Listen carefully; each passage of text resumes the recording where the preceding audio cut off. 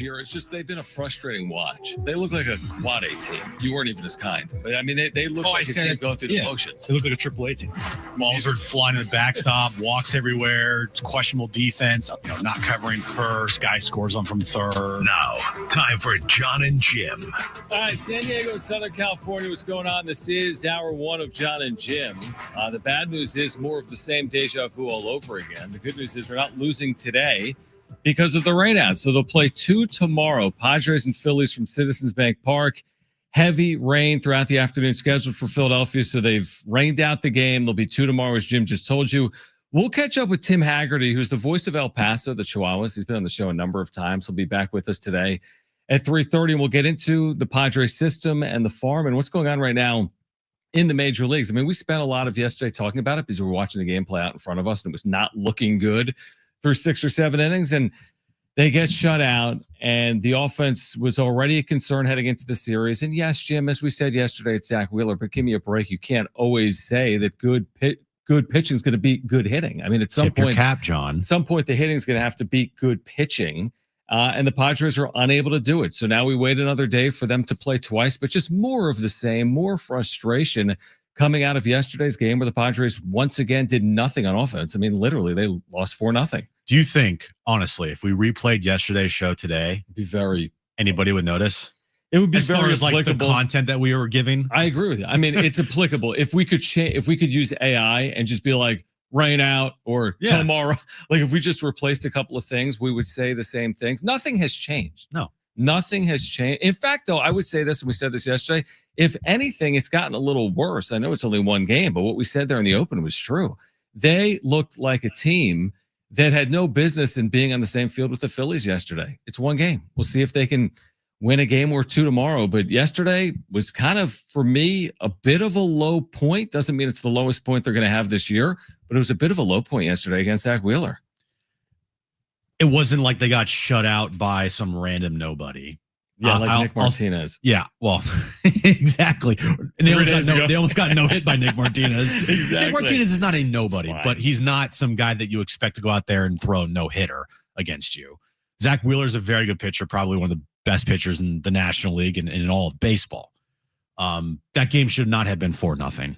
It felt like a 10-0 game. If it wasn't for the amazing catch by Jackson Merrill and the great defensive play by Luis Ariz, that thing was 7-8, 9-0 yesterday. Sure. It wasn't even close. The way they played, it was sloppy. Now, Matt Waldron, it's his first start of the season. Knuckleballers are always difficult to catch. You put Martin Maldonado in a very difficult position. But still, the way that it looked, watching it on television, it looked like they were a AAA team yesterday. Yeah. They go 0 for 7 again with runners in scoring position. They're 1 for, I think, their last 31 with runners in scoring position. That's right. Yeah. They're 0 for their last 20, dating back to Sunday. That happened earlier this year, remember? They were like historically bad. They had like 20 or 30 plate appearances without a hit. That's happened now twice. Well, they are one of the worst teams in baseball. I wouldn't say they're the worst, but they're one of the worst teams in baseball with runners in scoring position this year. Yeah. It's just the same thing over and over and over and over and over again right now with this team. And it's a very frustrating watch at this moment in time. It's a very frustrating watch. All encapsulated by this, and we'll get into this later, but we can get into it now. All encapsulated by this. In the 5th inning, they pinch hit their catcher for Trenton Brooks. The magic bullet, John. So they pinch hit their catcher, Maldonado, for Trenton Brooks, who, to his credit, actually hit a ball really hard. There's just happened to be a fielder off there. The bat. It has nothing to do with that. It has everything to do with what I just said. You're pinch hitting for your catcher in the 5th inning because you have no good catching options. Your catchers can't hit. And then your bench, I was going through it again today. I mean, you think about what's on that bench, like Tyler Wade or Trenton Brooks or occasionally Bryce Johnson or your second catcher. You have no good options. And like, what are you doing? You're pinch hitting your catcher for Trenton Brooks, who, as you said, Mike Schilt literally called the magic bullet. I think he's 2 for 15 or something. He had one in a Padres uniform. He had, to his credit, the highlight of his Trenton Brooks career is that home run down by, I think, 6 runs. Yeah. So, I mean, that just encapsulates everything that you're down so bad. Everyone's like, oh, look at their catching situation. I would say, look at your bench situation. You're pinch hitting. You're going for it in the fifth with Trenton Brooks. He's not some 30 home run hitter sitting on your bench. He's hit one in his career. That's all you need to know about the state of this offense and how frustrating it is and how much upgrading, in theory, they would love to do, I would think. Mm-hmm. And we are sitting here talking and discussing Trenton Brooks when still the story remains the same as yesterday and the day before and the day before that and the day before that is if the star players on this team don't produce, then we're going to be in some trouble here if you're a Padres fan. Like, the team needs their star players to hit. And if we are getting upset day in and day out about Martin Maldonado and Trenton Brooks consistently, but they're losing 4-1 every game, we're looking at the wrong place on this team as far as the problem areas go. True, but from a 26-man depth roster perspective, I where agree. they really it's excelled in 2024, it is lacking so many parts. And you're right. I mean, it always starts at the top and trickles down, but we talked about the boat analogy where you're leaking. It's not a complete roster, which is one thing. I agree with you on the Tatis. And I mean, shoot, Jackson Merrill here at the halfway point, was not the player he was in the second half of 2024. I mean, really what is so in my focus right now is Fernando Tatis Jr., even Manny Machado, who just hasn't played as well over the last couple of weeks. Luis Ariz hasn't had the same year as last year. You add it all up, and what you get is, I mean, it's just not a good, to the point of a 26-man roster. They're not a 1 through 9 lineup. They don't move the line, pass the baton. That's just not who they are. And that's not just me saying it off a frustrating road trip where they're 1-3 and can't score. That's me saying it since they started 14-3. Frustrating offense, don't move the line, don't pass the baton, not well connected, and that continues to be a huge story. You want some maybe optimism from me? Yeah, they're not playing tonight. But besides that, they're not playing. Okay, yet. I do want optimism from you. This time last year, across the board, they were a worse team. This time last year, yes, by record, certainly. Manny Machado's numbers were way worse last year compared to this point now. Manny Machado's an all-star this year. Last year, he wasn't sniffing the all-star game. The team record, it's better now than it was last year. Right. Fernando Tatis Jr., he's out there this year. Last year, he was hurt at this time. Right. Yep. Jackson Merrill, and we'll get into the numbers. Jackson Merrill, the numbers last year at this point compared to his numbers now at this point, he's better this year than he was last year. Mm-hmm. So it just tells you there is so much time remaining in this season for them to turn this thing around. And they're not in a awful position. They are not like 5 games under 500 like they were last year, where this thing is slipping right before our eyes to the point where we're thinking, hey, deadline, they're going to have to sell a lot of pieces because this team is not it. And then, boom, they flipped that switch. They started out of the break red hot, and they did not look back. If you remember, they ended the first half last year on, I think, a 5-game losing streak.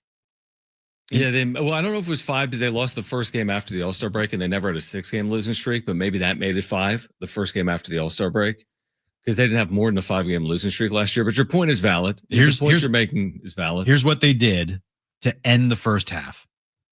They lost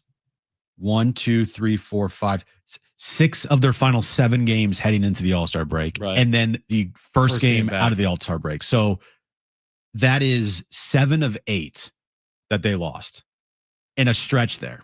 Yeah, but hear me out. And they were 500. But hear me out. And your point's well taken, and I'm not disagreeing. And I like the actual glass half full here because I'm more glass half empty right now. I'm just watching this, and I don't even know why. Happened? Because you're right. There's 6 games over 500, but hear me out. What happened in 2024 is irrelevant. I know. Just like what happened in 2024 was irrelevant to 2023 in that disaster. We tried tying 2024 to 2023 in the first half. I remember it. We said that the manager change hasn't been the difference. They just aren't it. What's it going to take to get this team going? And then they got going. And then 2023 became irrelevant because 2024 was brand new. So 2025, you're right. It may look different in the second half. It might be closer to 2024 than 2023. I would just say just because they were in a worse spot in 2024 does not make them better off in 2025 because they're 2 different teams. I'm not saying that this team is going to flip a switch like they did last year. Right. I'm just simply stating that there's a lot of time. There is remaining. I agree. And both things can be true. That this team right now, watching it on June, July 1st now, it's a very frustrating team to watch. Just the last 2 months have been very frustrating. But let me also remind you, there is a lot of time left, and a lot is still going to happen with this club. The season does not end in 2 weeks. It doesn't. In 2 weeks, it's the All-Star break. Mm-hmm. And we have seen not just the Padres, but other teams in baseball be kind of mid and average around the All-Star break, and then they flip a switch, or they, get hot, or they just kind of ride a wave and they play much better baseball in the second half. And we've seen that. So I'm not saying that this team is going to flip a switch. I think it's going to be very difficult to replicate what they did last year. We've both said that because of how this franchise has never done what they did until last year. It's only been done once. The stretch that they went, on last year. Yeah. They've never done that as a franchise before in that period. So I'm not banking on a flip of the switch in the second half or some magical ride like that was last year's second half. But what I am saying is if they can stabilize and go to the break 7-8 games over 500, they're in a much better position than they were last year. And they're not forced to have to go on that crazy run like they did last year just to make the postseason by a couple games. Yeah, 43-19 to finish it. And you're right. I mean, listen, on one hand, they're 45-39. On the other hand, they are 31-36 in their last 67 games. Mm-hmm. So both things are true. They're 45-39, but they are 6 games under 500 in their last 67 games. And if they go, say, flip that, so they go 30. What was the record you just said? 34 or 31 and 34. 31-36. Oh, 31-36. So they flip that. So they go 36-31 in their next 67 games. Then what are they? They are 11 games over 500. And so that would mean they would go into September, which I've been talking about, a September where it's like on a platter, a silver platter for you. Then you're going to feel really good about this team, right? You will when they show us they're capable of maintaining a higher level of play. And what we saw yesterday and what we've seen on this road trip does not prove that point, but there is still plenty of time. Why have the Padres struggled like this? We'll get into the numbers on the other side. Again, Tim Hagerty, voice of the AAA Padres, the El Paso Chihuahuas, will join us coming up at 3:30. Don't go anywhere. We're just underway. We're here until 6. Jon and Jim, San Diego Sports 760, live on the iHeartRadio app.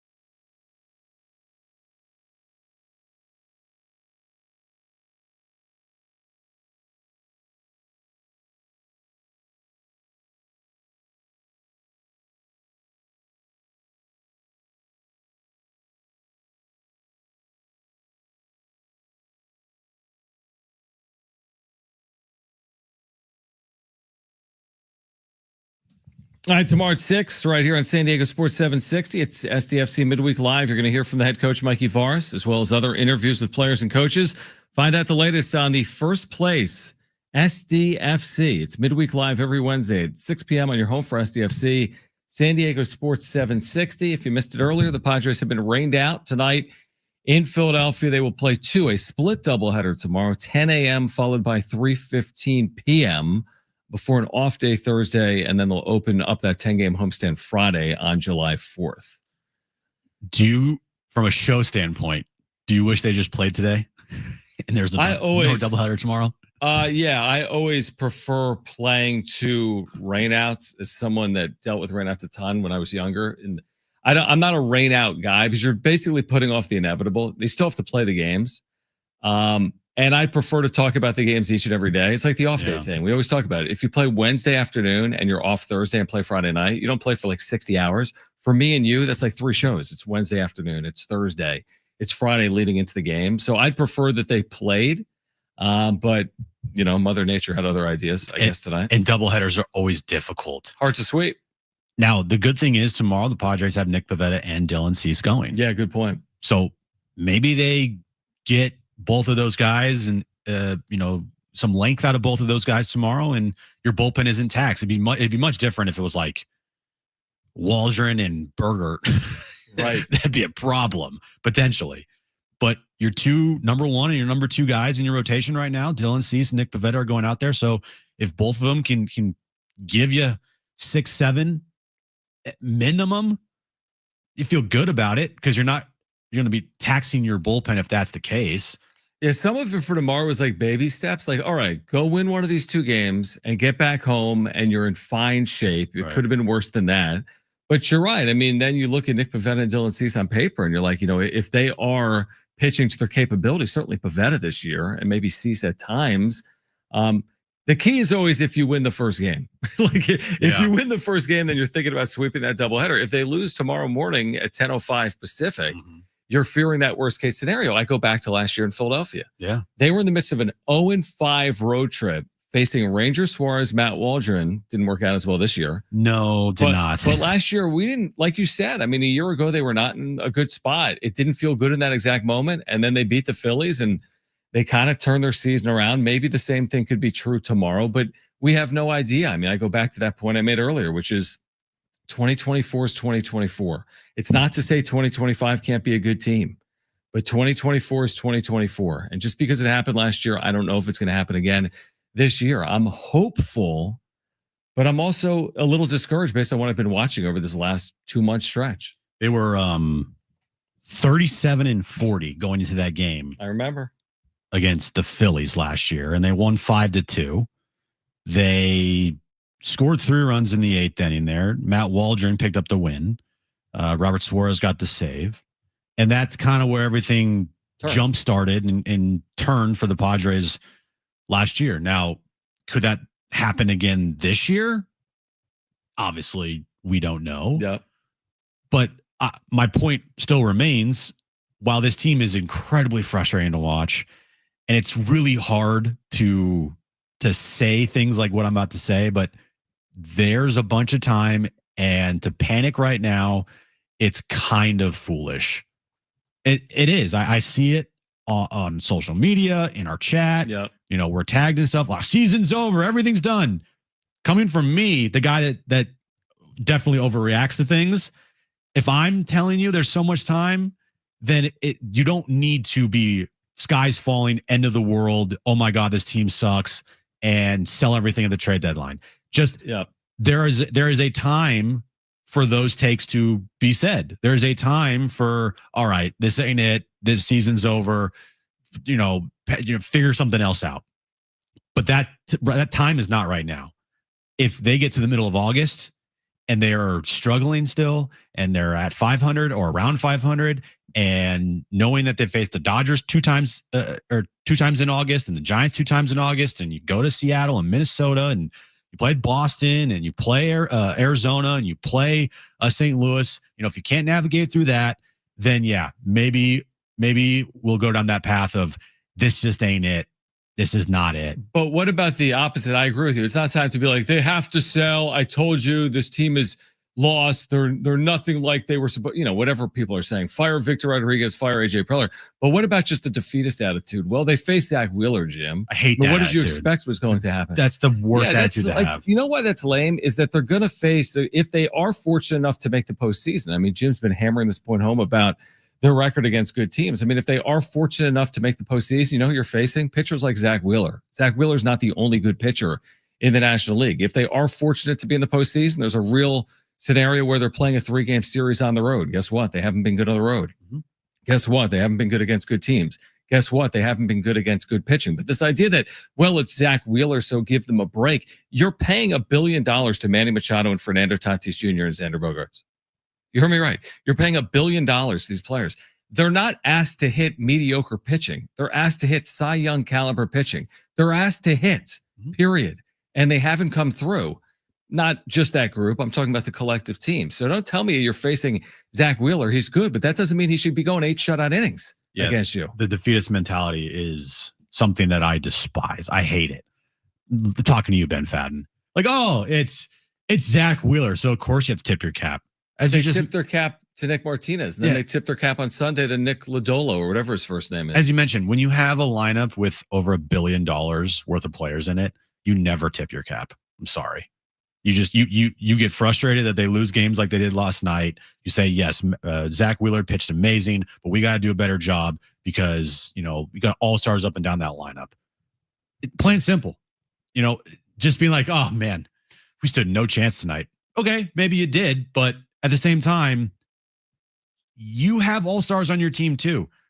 And you're going to be facing these guys in some really tough situations later this year. And if you make the postseason, guess what? No team in baseball history has won a World Series without facing tough pitching to win a World Series. Yeah, that to me is very, it's illegitimate, essentially. All right, we'll get into the struggles of some of these players on the other side. The month of June for Fernando Tatis Jr. and Jackson Merrill and the San Diego Padres.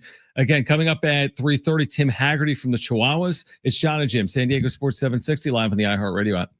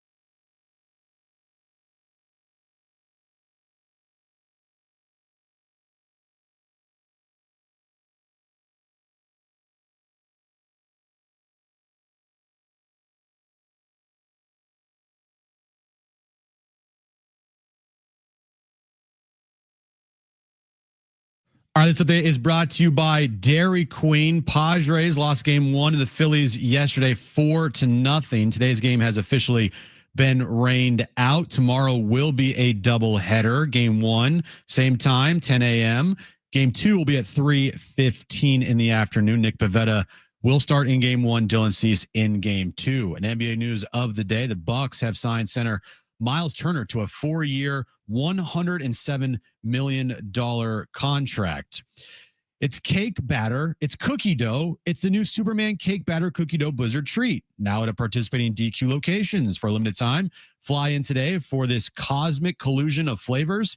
And don't miss Superman. Only in theaters July 11th. DQ. Happy tastes good. So on your back page, by the way, yesterday, I took you up on 2 crumble cookies because Kristen's birthday is Friday, July 4th, and there were like 2 July 4th cookies. Oh. So I got the patriotic M&M cookie, which is red, white, and blue. And I think I got that for Jones, although we'll see tonight. And then I got Kristen the patriotic birthday cake cookie, which has like red, white, and blue sprinkles on top. They can fight for which ones they want. So wait, hold on. Pause. Yeah. Are you giving them this on Friday? No, I bought it today just to celebrate like July. I mean, it's the 4th, but I'm not going to go there on the 4th. I don't even think it's open. That's the problem with the 4th. So I just was thinking about it today because you mentioned it yesterday. Or you could have gone tomorrow after work and had it and then give it to them in the morning of July 4th on her actual birthday. But tomorrow's July 2nd. Oh, wait.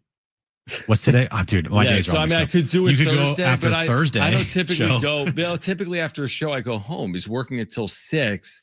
If I waste another 30 minutes, like we're getting Jones ready for bed, so I don't try to go. Like it's already getting close to his bedtime when I get home, working until a 6 o'clock show. So I don't typically go there after work. Or you could go before work on Thursday and then have it for Friday morning. But do they hold? Because it's like so much like butter. They hold. It'd be. I don't really eat them. It would be fresher if you got it on Thursday morning instead of what you got today. Well, they're going to eat them today. Okay. I mean, I don't think. Here's the thing: when you give a cookie to a 6-year-old, it's gone in 3 give seconds. A cookie to your wife, they're cool with it. Well, Aaron's not a big Aaron likes sweets, but not like I like sweets. It would be gone in like 2 seconds with me. Oh yeah, Kristen too. She loves sweets. But now, what are you going to do on Friday for her? I have other birthday? things. I just wanted to pick them up. Okay. Yeah, I got other things. You know who could use a cookie? Me. Well, us, but also Jackson Maryland, Fernando Tatis Jr. They could use a lot of cookies. And maybe they're going to get them tonight in Philadelphia. It would be a bit surprising if they got cookies tonight in Philadelphia. But go through the struggles here. Again, the Padres have their first under 500 month of the season. They went 13-15 in June. A big reason why is this offense that has struggled, obviously, specifically Jackson Maryland, Fernando Tatis Jr. Yeah, Jackson Merrill this month. Not great. This month so far, he has, well, I guess it's last month now because it's July 1st. So in June, John, 0 home runs, 5 RBIs. He hit .238 with a .319 on base percentage, a .338 slug, and a .656 OPS. It's that .338 slug that sticks out to me. The batting average is low, and the on base isn't absurdly low. The fact that he didn't hit for any power is what sticks out to me. The no home runs part. Yeah, 0. You're like, what? And he was healthy in June, or did he also have the concussion? He had the concussion in June. So he missed some games in June. He's kind of been a little snake bit with injuries. Yep. Fernando Tatis Jr. Okay. In the month of June, hit 2 home runs. We know those 2 home runs. They were both 3-run homers. 9 RBIs. He hit .235 with a .370 on base, which is really good. He walks a ton. But only a .337 slug and a .706 OPS. So his slug was it .337 you just said? Yep. And Merrill's was what? .338. That's crazy. So neither of them, even though Tatis did literally homer a couple of times where Merrill actually did not hit any home runs, but neither of them have hit for any power, which goes into the thought process we've had a lot, which is like, can you be a consistently good offense without having much slug? Now, last year, it's not like they were murderers row with the long ball. They were obviously better than this because this is one of the worst teams in baseball with the long ball, but they were really good at those 4-run innings that came out of nowhere. 2 walks, 2 singles, and a double. And it's like, whoa, they just scored 4 runs. They're not doing as much of that this year. And they're also not hitting the long ball. We talked about the other day, they scored 6 runs the other day on 3 home runs. It was the first time all year they had scored more than 2 home runs, and all of their runs came on home runs. So it's the slug. It really is. And I don't know where you can't say, hey, swing harder. I don't know how to fix that. Just swing the bat harder, guys. Like Victor Rodriguez isn't like, hey, guys, go to the gym and bench press. I don't know what it is. I mean, in theory, there's good sluggers on the team. It just hasn't played out through 80-something games. So your first thought with Jackson Merrill might be sophomore slump. Yep. I'm sure that's something that a lot of people have thought with Jackson Merrill. Like, sophomore slump, it was inevitable. Having the amazing season he had last year, 24 home runs, 800 OPS. Like, you're right. He was fantastic last year. Almost hit 300. He was incredible. Played 155 games. I mean, he played almost every single day last year. Got nearly half the votes for Rookie of the Year. Yeah, should have won Rookie of the Year, in my opinion.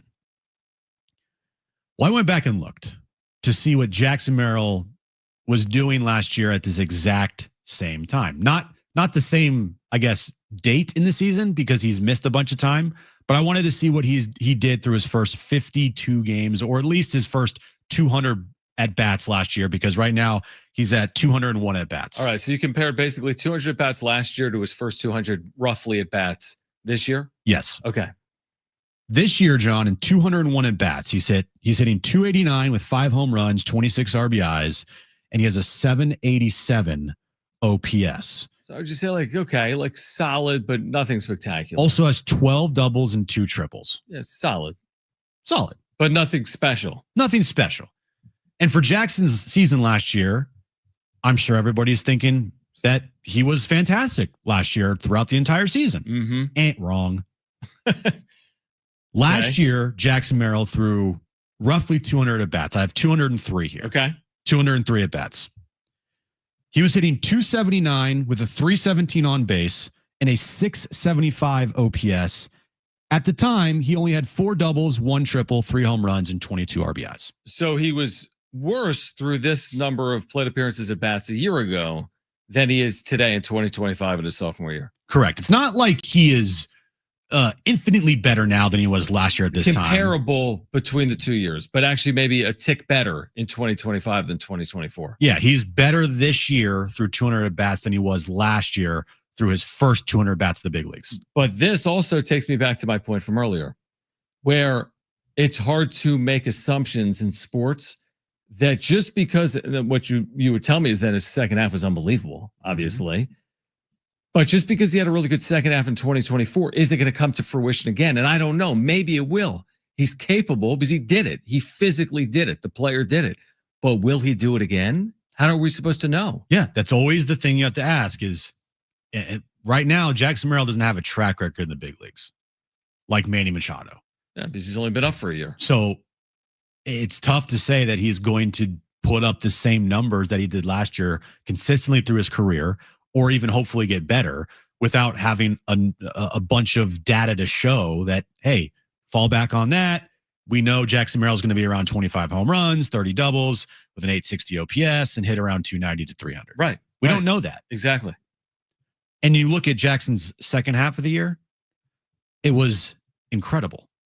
He hit 299 with a 905 OPS.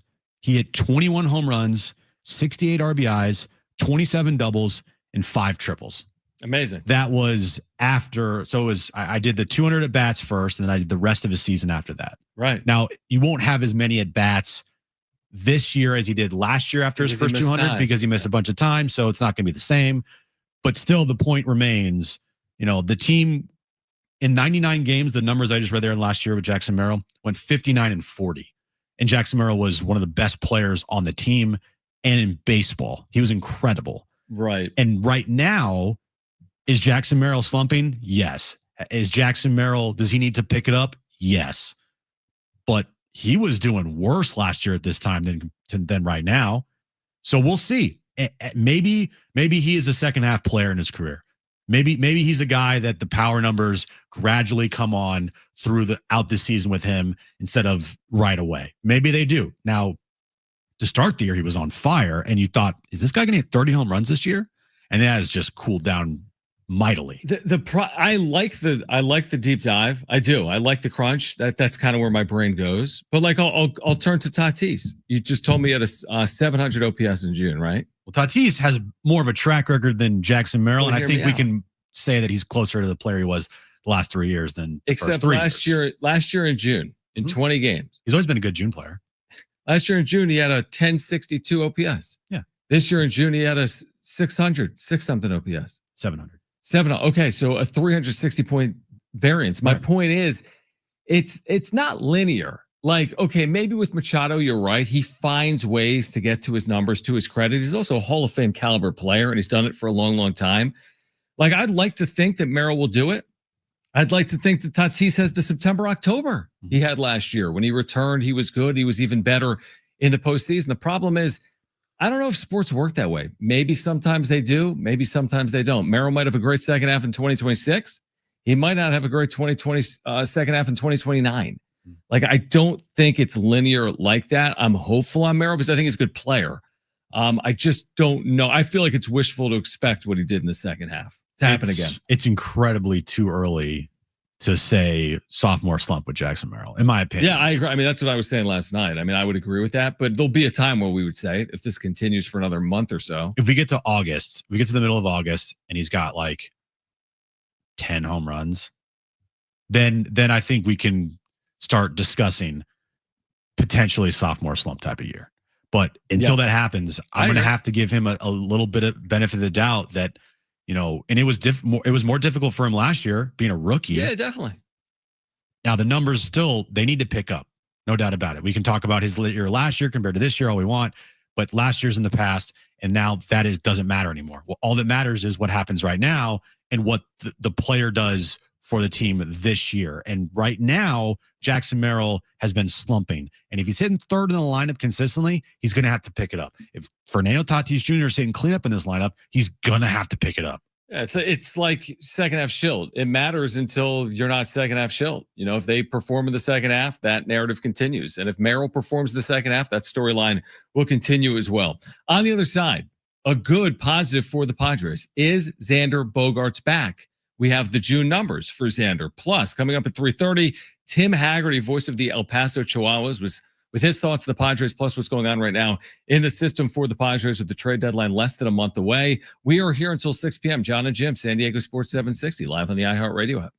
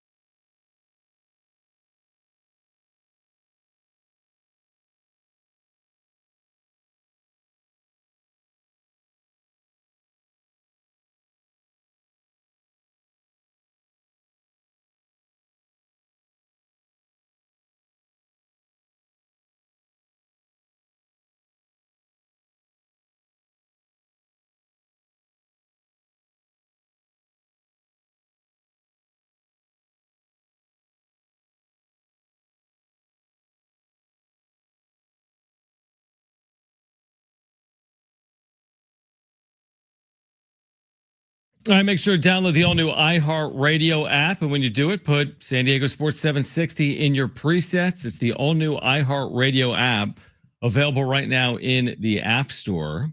So our buddy, Darnay Tripp, I would call him a buddy. Oh, I was going to go with Alan Sliwa, who was in earlier today. And, thanks to Alan for filling in. Great job for the 2 hours before us. Would you say that Alan is more of a friend of the show than Darnay, since he literally is like on the show? Absolutely. Well, Darnay's been in the station before as well.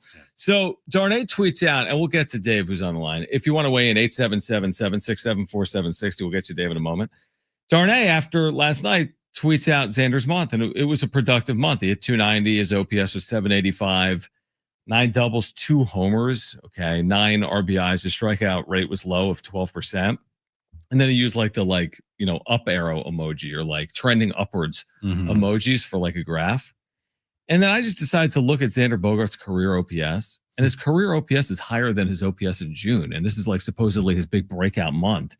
And it was a nice month. National League Player of the Month. Yeah, 785 is a nice month. But again, when they signed him, Jim, to a $280 million deal, I wasn't like, man, I can't wait for that 785 OPS month at 2 homers. That's going to be spectacular. And again, it's not to discredit what he's done. He has been better. But he's going to have to be consistently better moving forward, because this can't be the best of Xander Bogaerts, because we've seen the worst. So this can't be the best. It's never good when you have to move the goalposts to say that is considered a really good month for Xander. Yes. I mean, it's nice. A $26 million a year player, the goalposts have to be moved to that, which is a good month for him. That's not a good thing, in my opinion. I agree. It's like when they signed him, I mean, the expectations were really high. That was supposed to be like a down month for Xander. When they got him, I mean, he's not the same offensive player as Manny Machado. All these players are different, but people had high expectations. They might not have thought 40 home run hitter. He never has been, but they expected a very feared offensive player. If you looked at his Boston numbers, his gap-to-gap power, his home run numbers even, and his OPS, it was better than that routinely. And this is supposedly one of his best months in a Padres uniform. Xander, what was his total, like his average in Boston? Like batting or average? Slugging? What was his? I think it was career good. average? I think he was a good hitter for average. He was a career 292 hitter with the Red Sox. So I think what we were all thinking, and a career 814 OPS guy in Boston, coming here to San Diego, I think everybody thought that this guy would be a guy that would hit for average. He would hit around 300. He would have an OPS in the high 700s to low 800s, because that's what his career averages were coming to San Diego from Boston. And right now, nowhere close. Yep. But I will give him credit. He has played better of late, but still he has to be much better consistently. It's a consistent thing with Xander. That's a problem. He'll go on stretches where he looks great, and then he'll just fall off a cliff for the next 2 weeks. Happened before this year multiple times already. Yeah, you're right. It has. So the biggest thing with Xander is consistency. If he did what he did this past month for the rest of the season, I'll take that right now. Absolutely. And again, sign up for that in a second. Is it the reason you're getting to the postseason? Maybe. Honestly, it would be helpful. It's not the sole reason, but it would be helpful if he can do that for the next 80 games. I'm just looking at, Xander's worst year, and I'm not going to look at his first 2 seasons. I'm talking about from 2015 all the way to 2022. His worst year as far as slugging percentage goes was in 2017 when he had a 403 slug and his OPS was 746. This time around with the Padres, like 381 slugging percentage last year, 371 slugging percentage this year. He had a 440 slug in 2023, but we all know those numbers are inflated because of the September. He just has not been the same player at all, but it is a good sign that he has started to swing the bat better, and that thankfully the shoulder injury doesn't look like it's completely zapped his power, because he has hit some doubles and some home runs recently after he injured his shoulder, and that's a good thing. Yeah, I mean, he's absolutely swung it better, but it's like, is it good enough based on what you're giving this guy annually? All right, let's go to the phones. A couple of people are on hold. 877-767-4760 if you want to weigh in. Let's start with Dave on line 1. Dave, you're on with Jon and Jim. Well, a few things here real quick, guys. Number one, the big news of the week that you forgot, our good friend Emilio Pagan picked up the win against the Padres on Sunday. So he's still pitching. Emilio strikes again. We just can't get away from him, Jim. No joke, Dave. I had no clue. I had no clue that he was still even pitching in the big leagues. But thanks for letting me know. Yeah, he's got about 13, 14, 15 saves, I believe. Yeah, he's had a good year. Point number 2. 18, actually. Yeah, point number 2. And I know you guys probably have talked about it, but I'm going to talk about it again. I think one of the important factors between Tatis and Merrill right now are the injuries interrupted the earlier part of the season. And I hate to blame injuries, but this is a rhythm game. And like anything else, if your rhythm is disturbed enough to where you're out of sync, and that's what they are, they're just totally out of sync at this point. Who only knows when that's going to come back. But I do think that's a factor. I think it's a fair assessment on both of those guys. They're young, maybe not so much Tatis, but certainly on Merrill not having to face this before. So there's a problem there. Here's the bigger problem, the overall thing I want to leave you guys with to think about. And Jim, you've got a great statistical apparatus there that you're always referring to, especially on the pod. When has this group that's been assembled to win the World Series, and I'm talking about from the start of the Manny acquisition with Tatis and the whole group, let's call them the Money Boys. Since the Money Boys have all been here collectively, when have they ever been intact, playing together in the lineup? And I'm talking about the pitchers and the big money position players, and producing at the same time over the last several years. When has that happened? Dave, what appreciate you. I mean, it's a fair point. Like that, the idea is Machado clicking at the same time as Tatis in their 7 seasons together. I go back to 2020, the fake year. Toddy was ridiculous for 30 games. Then Machado was ridiculous for 30 games. How often are they both having, extremely good months together? Tatis missed a lot of time. Obviously, it's happened. If I want to look real quick, and I know we have to get to break here, but if I just look at last September, that's probably without even Tatis's number. Look at Tatis in September last year when he came back. He was good. It wasn't one of his best months, I would say, of his career. All right. So in September, Manny Machado hit 280 with an 836 OPS, 6 home runs, and 22 RBIs. Mm-hmm. And then Tatis last September, I know he was red hot in September last year, but if I'm just looking at splits here from last year, 2024 September, Fernando Tatis Jr. He hit 267 with an 868 OPS with 7 home runs and 13 RBIs. Yeah, that's good production for both of them. Not maybe career months, but good production. It's not like they both had 1,000 OPS that month, but maybe they probably have at some point. Yeah, that's a lot to look at. Let's get to these calls on the other side. If you guys want to stay on hold, Eric and Marcos will get you guys coming up on the other side. If you want to weigh in, 877-767-4760. Plus, do the Padres have an option at catcher or not?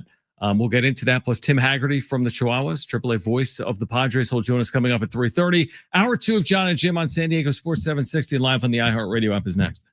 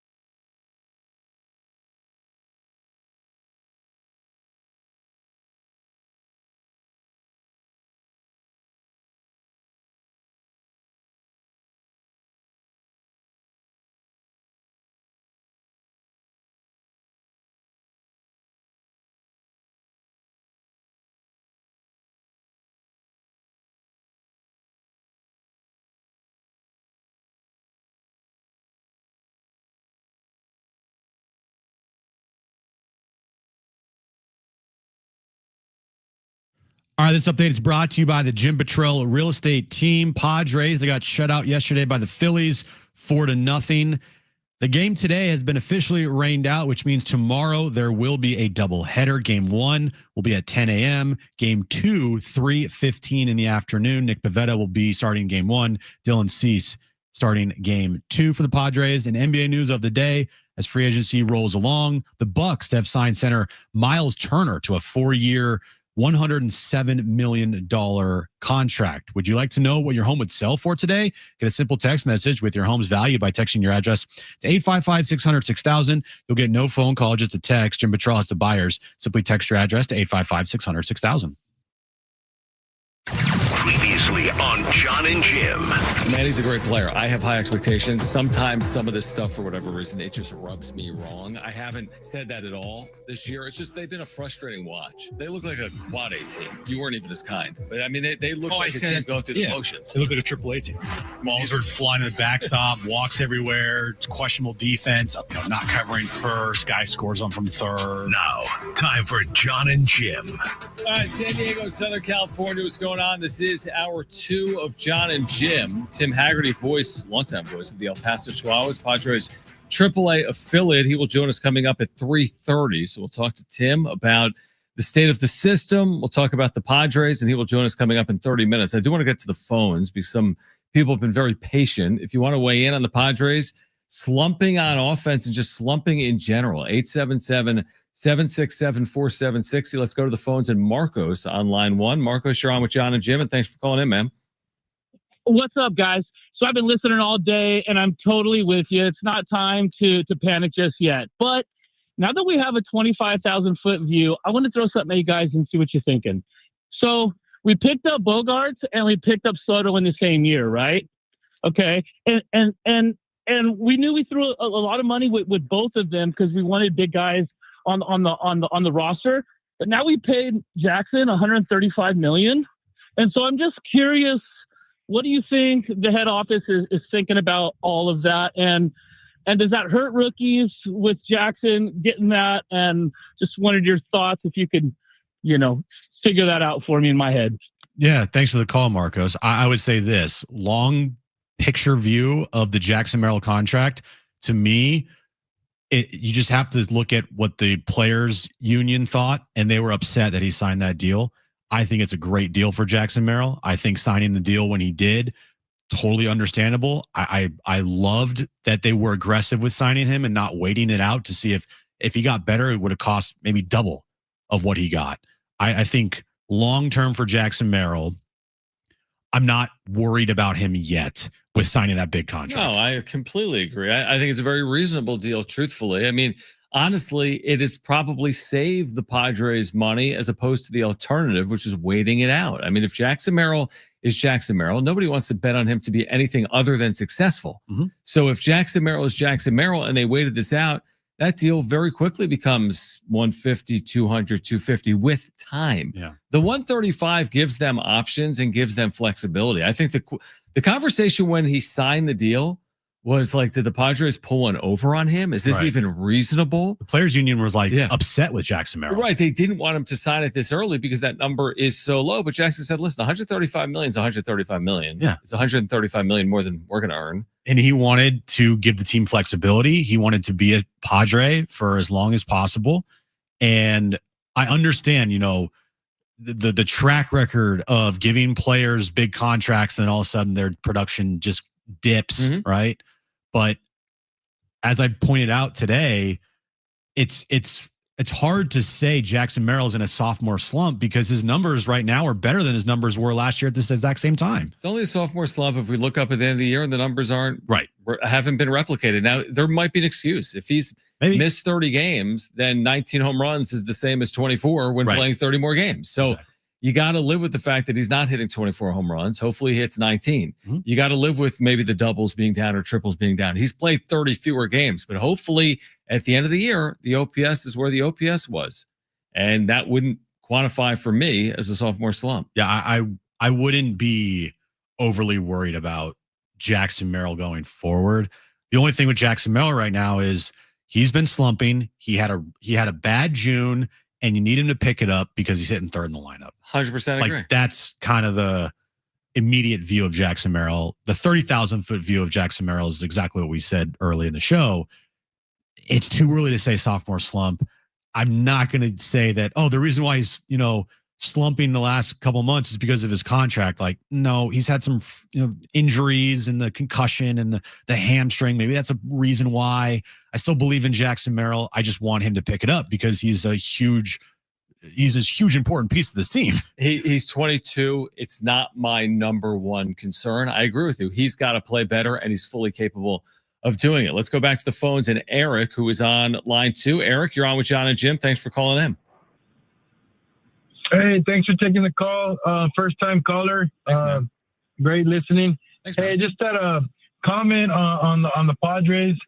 It was around this time last year, right? They were, I want to say, 2 games above 500 and 7.5 games out. Right around these dates. Not sure about the game count. And another comment on the Padres record versus teams that are above 500. Padres are 14 games under. I think we all know that. Only the Rockies are worse in the National League.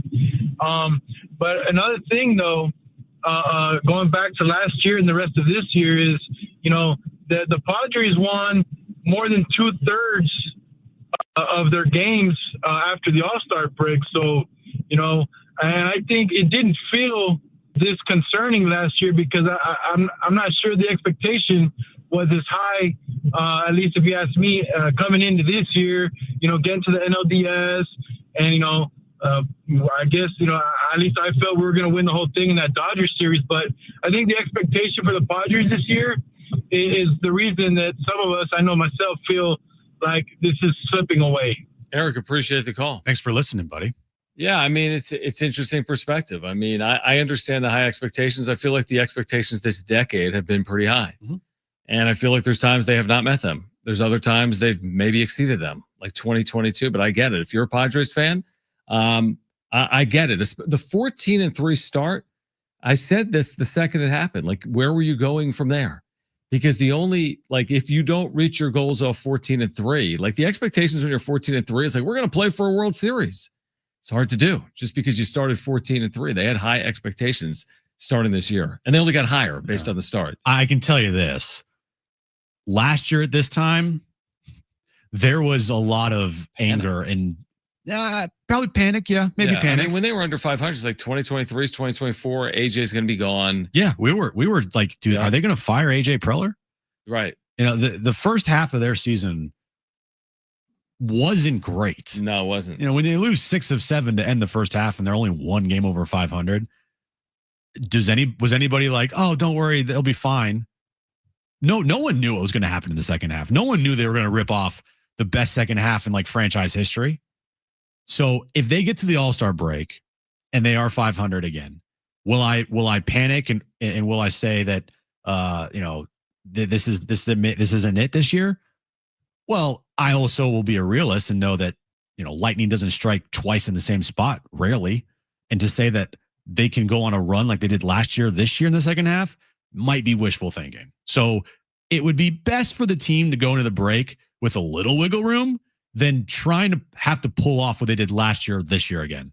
I will have no faith because they would go, that means they're going 3-9 into the All-Star break to be at 500. If they go 3-9 over their next 12 games, I have zero faith. Doesn't mean they're done. I'm just going to tell you how I will feel, and I would have zero faith if that was what they do over the next 12 games. Let's go back to the phones. And Joe on line 1, if you want to weigh in, 877-767-4760 as the Padres are floundering here entering July. Joe, you're on with Jon and Jim. Thanks for calling in. Hey, fellas. Thank you for having me. First time here, so I'm San Diego native. I'm actually active duty military, so thank you for having me on here. Thanks a lot, Joe. Hey, thank you. Hey, I love you guys. With the Padres, lifelong Padres fan, grew up in the 90s, I just, and of course, these past, few years have been really good for the Padres. But this year, I don't think we're sharp. I think we're letting balls go by us at the batting box. We're just letting balls go by. Our catching position is a little bit soft. We're not getting guys out. I mean, teams, if I were against the Padres, I would just steal a second every single time. We can't get anybody out at second to save our life. I don't understand, and we got some gaps too. And the sharp teams, they don't really have a lot of gaps. You look at the Dodgers, they're solid at every position. Our catching position is a little bit weak, obviously left field. And, we all know about the Bogaerts contract. I think we overspent on Bogaerts. He doesn't look like he's enthused to play for us. I just don't see a $200 million player. I just don't see, even his bat swing just looks lethargic, and he looks slow at shortstop. I don't know if there is some way we can restructure that contract. I know there's a no trade clause, and somehow we can trade. We got to do something with that, because I'll tell you what, watching the Nationals, looking at James Wood and C.J. Abrams, I mean, I almost cried. I'll be doggone. They got talent over there. I wish we had James Wood out there in left field. I'll tell you that. So, but on the bright side, we are the Pods. We do have talent. I think we can come around. I believe in Machado. I believe in Tatis. I think our starting pitching is a little bit short. Obviously, we're missing Musgrove. We're missing Yu Darvish. Poor Waldron. I don't know what he kind of bit the dust, yesterday. But I don't know, guys. I just don't think. I think we just need to sharpen up in a lot of areas. We're falling short. And I mean, if we go up against winning teams, the Phillies. I mean, you guys know. I know Big Zach Wheeler over there. He's lights out against us. I don't know if we can even hit against him. But I don't mean to ramble on here, team. But I just don't think we're sharp in areas that we need to be. We need to have base runners who can steal. We need to have catchers who can throw out at second. We need to have, we need to be swinging. We need to be. I just don't think we got it this year. I don't know. What are your thoughts? We appreciate Thanks, the call. Joe. Thank you for your service. I mean, he's saying the same thing that we're saying in a different way, which is there's holes. It goes back to the yesterday conversation. When a boat is leaking, you got a problem. And they have been leaking overall. And it isn't just the top four in the lineup. That's the funny thing. Yeah. It isn't. It's the bottom five in the lineup. And it isn't just the rotation. It's Robert Suarez. I mean, it isn't just the starting, lineup. It's the bench, as we've talked about. They're leaking. Yeah, and Joe said something at the end, which I agree with. I don't know if this team has that it factor this year. I don't know yet. Maybe they'll show it. Maybe they'll develop it, and then it will carry them the rest of the way.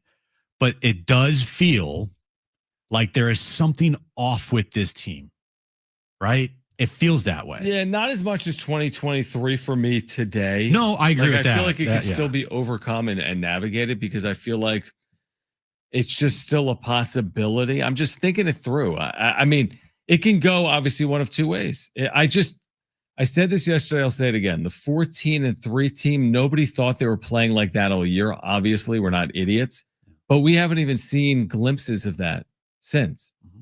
So we need some glimmers of that team over a week. And I think the reason why the Padres are frustrating to watch is because they are essentially around a 500 team. And when you're a 500 team, every game that they lose or win feels like the pendulum swings so far one way or the other. They win 2 in a row, start the parade route. They lose 2 in a row, sell everybody. It happens when you're a 500 team. They don't give themselves much wiggle room. If they were 15 games over, you lose 2 in a row, it's not that end of the world. But you're like 4 game or 5 games over, you lose 2 in a row, you're that much closer to 500, and it feels worse than it maybe really is. True, but I mean, they've been between 6 and 12 games over 500 since they were 14-3. They have not been less than 6 games over 500. Now they're 6 games over today. I mean, 6 games over 500. Well, because the last 64 games or 65 games, they're under 500. That's my point. I'm 6 under. So it's the 14-3 stretch to start your season has carried you to now.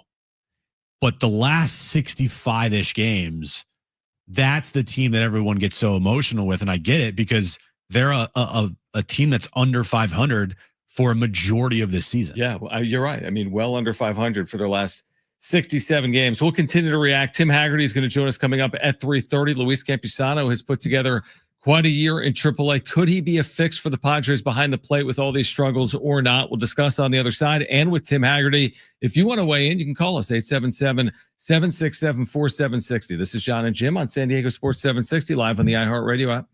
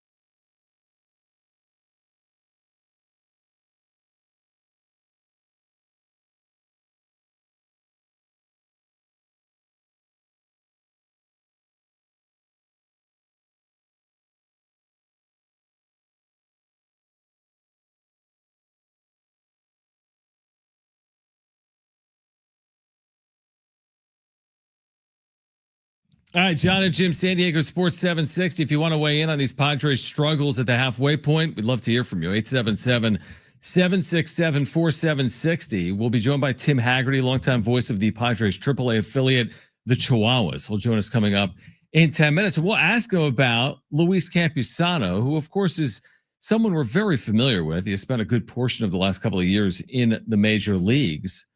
Yeah, why does that sound like that right now? I don't know. Yeah, either do I.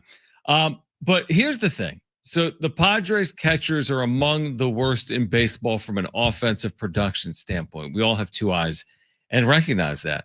Kevin wrote about this today in his newsletter. Campusano's put together a hell of a year in AAA. He's had limited opportunities in the major leagues. It hasn't yet worked here in 2025. Is it time to just give him the reins based on what he's done in AAA with all this offensive production and just live with whatever happens, but give him an opportunity to take over this job right now? Wouldn't hurt. True. I mean, what's the alternative? Keep going with Diaz and Maldonado and having to pinch it for them in the 5th inning? That's the alternative. I'd much rather go the other route and just, hey, Campy, you're going to catch 5 days a week, 4 days a week. Just give him an opportunity for whatever reason. And we don't know exactly what's going on behind closed doors. We don't know their thought process on Campusano, but he fell out of favor with this team very quickly last year. He was catching this team a lot. If you remember, the no-hitter was caught by Luis Campusano. Yep. And then, of course, as we all remember, in September, he wasn't even here. He was sent down. Now, Kyle Higashioka took the catching position because his offense and his production at the plate, and he was forcing his way in the lineup. Yep. And he was already good defensively, so it was a bonus. But right now, defensively, Martin Maldonado and Elias Diaz, I have two eyes. You have two eyes. They stink. Offensively, they stink. Even though it is weird how Martin Maldonado, I think, is hitting over 300 against lefties this year. All right, so he can play against lefties. Anyway, the point still remains. Their catching position needs an upgrade, a desperate need of an upgrade. I'm not saying that Luis Campusano is going to be that for this team, but why hasn't this team given him that opportunity is my question. And what is Elias Diaz and Martin Maldonado doing that is so great that is stopping them from giving Luis Campusano this opportunity? I mean, it's a fair question. Obviously, Diaz is getting paid, I don't know what it is. What is it, $3 or $4 million this year? So there's motivation for him to stick. The thing with Campy is he's had 543 major league at-bats, and he hasn't produced. Plus, the knock on him has always been his ability to call games and just be a backstop. Now, I think he's fine. It's not like they have these elite defensive catchers. We're told they have elite defensive catchers. We're not necessarily seeing it day in and day out. I would agree with the general idea of what's the worst thing that happens. He hits like these two. He doesn't play as well. Right. I mean, what is the worst that happens if you give him 8 starts over a 12-game stretch or 10 starts over a 15-game stretch and say, just sink or swim? We'll give you the 40 ABs. Do something more than 4 for 40 and you get more opportunities. But give him the 40 at-bats or give him the 50 at-bats and see what happens. What I would do right now, or coming out of the All-Star break, you don't have to do it this very moment, but coming out of the All-Star break, you DFA Martin Maldonado, you bring up Luis Campusano, and you say, go win the job. If you can't beat out Elias Diaz, then I don't know what else to tell you. But just go, right? You get 5 starts a week. Right. And just see what happens. Like you said, what's the worst that could happen? He's worse than these two guys? Right. You know? Or if he's the same as these two guys, you're not missing anything. You're not changing anything. You're just giving a guy an opportunity that he's not been given this year at all. Right. So that's what I would do. I would DFA Martin Maldonado yesterday. One or the other. I don't even care. Elias Diaz or Martin Maldonado, whatever. Whichever one you decide. Flip a coin. Doesn't matter. But give an opportunity to Luis Campusano. Because I can tell you this. Do you think that they're pinch hitting Trenton Brooks for him yesterday in the 5th inning? Maybe. I mean, he's 0 for 18. 0 for 18, so if maybe. I don't know. I mean, they don't have any good options. I don't think personally, if I'm going to be honest, and I would do what we're talking about. I would try it. I don't think it's a good option. As in, I don't think they have good options. I think it's a fine option. I think there's a very good chance it doesn't work. And I think if it does work, it doesn't work the way people think it may work. It also is very telling. Yeah, there's a reason he's in AAA. That he couldn't beat out Elias Diaz and Martin Maldonado, two of the worst catchers in the sport. I think it's way more likely that at the trade deadline they just include him in some type of deal or get cash back for him. Because he is the Barry Bonds of AAA this year. But before they do that, why not give him the July? I'm with you on that. This is your last chance. We said that I think last year, but you get another last chance. You have 1 month. You're going to make 20 starts over a 27-game stretch or 19 starts over 28 games, whatever. Go hit 250. And if you do, you stay. If you hit 150, enjoy Cincinnati when you're traded for cash. 100%. That's what I would say. Imagine if he did do well. Say he hit 280. Yeah, it's possible. Then guess what? He's your catcher. Right. If he hits 180, then you're right. He's in Cincinnati for cash. It's not difficult. But don't they know this? He's been in the organization since they took him in the second round of 2017. Don't they know everything? I would assume they do. On Campy specifically. I'm not saying about all players. You could be wrong, but maybe they have too much data on Campy. Maybe they think they know more than they actually do. Maybe just give him that last chance. I don't understand why this team values these two catchers the way that they do. Right. I don't get it. Are they watching a different game than everyone else is watching? It's a fair point. It's these guys defensive. I have to stop myself from uncontrollably laughing my ass off when I remember Mike Schilt comparing Martin Maldonado's defense, or at least his IQ, to Yadier Molina. Yeah. Okay, he might be really smart, but he sucks. You can be really smart in any sport, right? Your IQ could be off the chart, but are you good? And if you're not, it doesn't matter what your IQ is. You're on the bench, buddy. Right. And some of these players like Martin Maldonado are well past their playing prime, obviously, as well. All right, Tim Hagerty, we'll ask him about Luis Campusano because he's got an 1,100 OPS right now in AAA. Tim Hagerty, voice of the Chihuahuas, the Padres AAA affiliate. He'll join us next on Jon and Jim, San Diego Sports 760, live on the iHeartRadio app.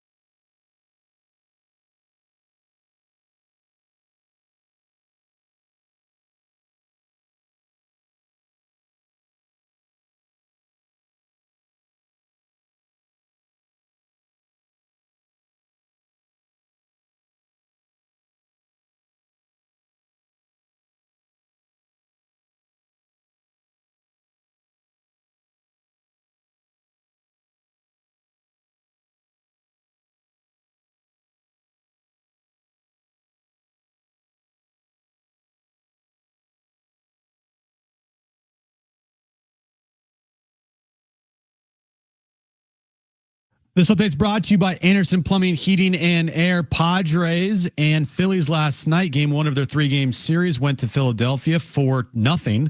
Padres, they were supposed to play Game 2 this afternoon, but it's been officially rained out, which means there will be a doubleheader tomorrow. Game 1 at 10 in the morning. Game 2, 3:15 in the afternoon. Nick Pivetta will start Game 1. Dylan Cease will start Game 2. And NBA news of the day, free agency underway.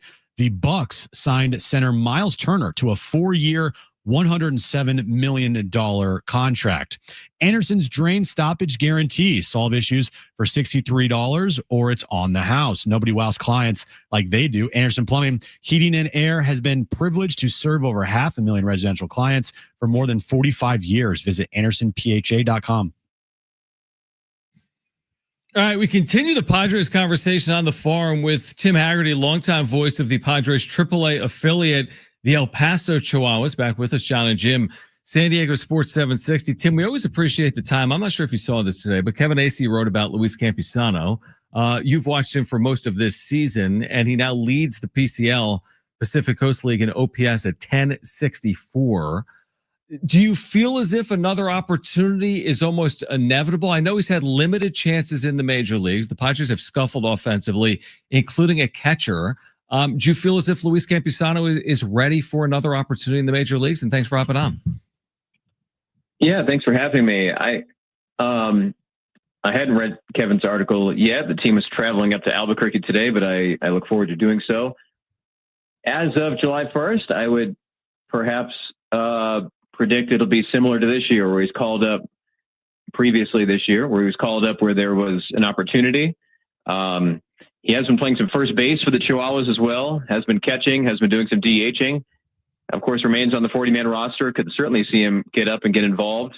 From what I understand, the Padres really like the defensive aspects of what Martin Maldonado and Elias Diaz are bringing. So yeah, in a nutshell, I wouldn't be surprised to see him up there. But as far as, suddenly to become a regular catcher, I'm not sure if that is imminent. What has he done this year in AAA that has stood out to you and maybe surprised you a little bit that it hasn't translated to the big league level in his very minimal time that he's got with the Padres this year? Well, the one thing is knowledge of the strike zone. I think he's really taking pitches that are close, that are being called balls. We see that in the challenge system here. He's very good at challenging pitches, both as a catcher and as a batter.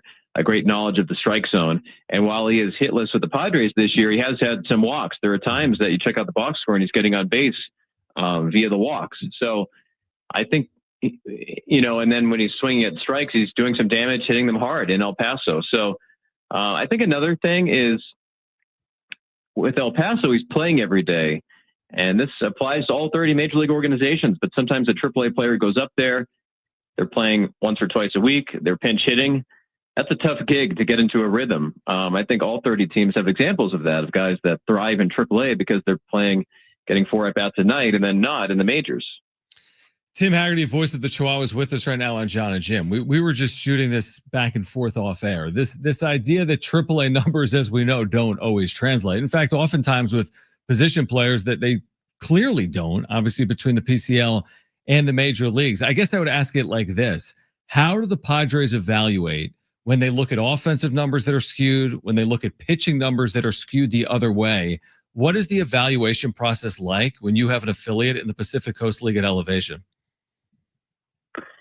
Yeah, and so people know El Paso is a good hitter's park, but as we take a look at the park effects, the numbers, it's middle of the pack out of the 10-team Pacific Coast League.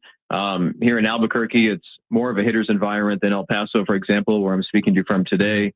But a lot of the road stops are as well, as you're mentioning, Las Vegas, Reno, Salt Lake, these places that, for the most part, have higher elevations than El Paso. But my understanding is the Padres, among other things, really look at pitchers' strikeouts and walks, and they don't look at the ERA as much. And the past couple of years, we've seen some pitchers go up to the Padres and be effective, and they had higher ERAs in the PCL, but they weren't walking guys. So I think that's been a good tactic that the Padres have done. And then on the hitting side, I think similarly, I think You take a look at strikeout numbers, things that will apply anywhere, any elevation. And sometimes, even though it's not as drastic as in AAA, but somebody like Trenton Brooks, I know he doesn't have the batting average right now, but he had that big home run at Dodger Stadium. I was watching the game last night. He had that line out when he was pinch hitting against the Phillies.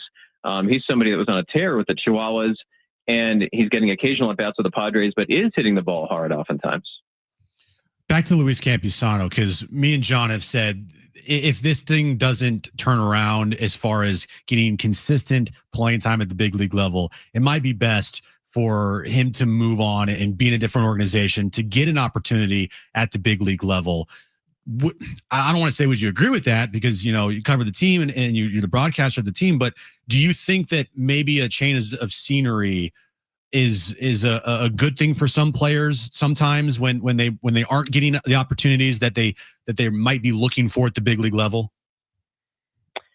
Yeah, I think in all sports that can happen. I think with Luis's case is he got to the majors so young.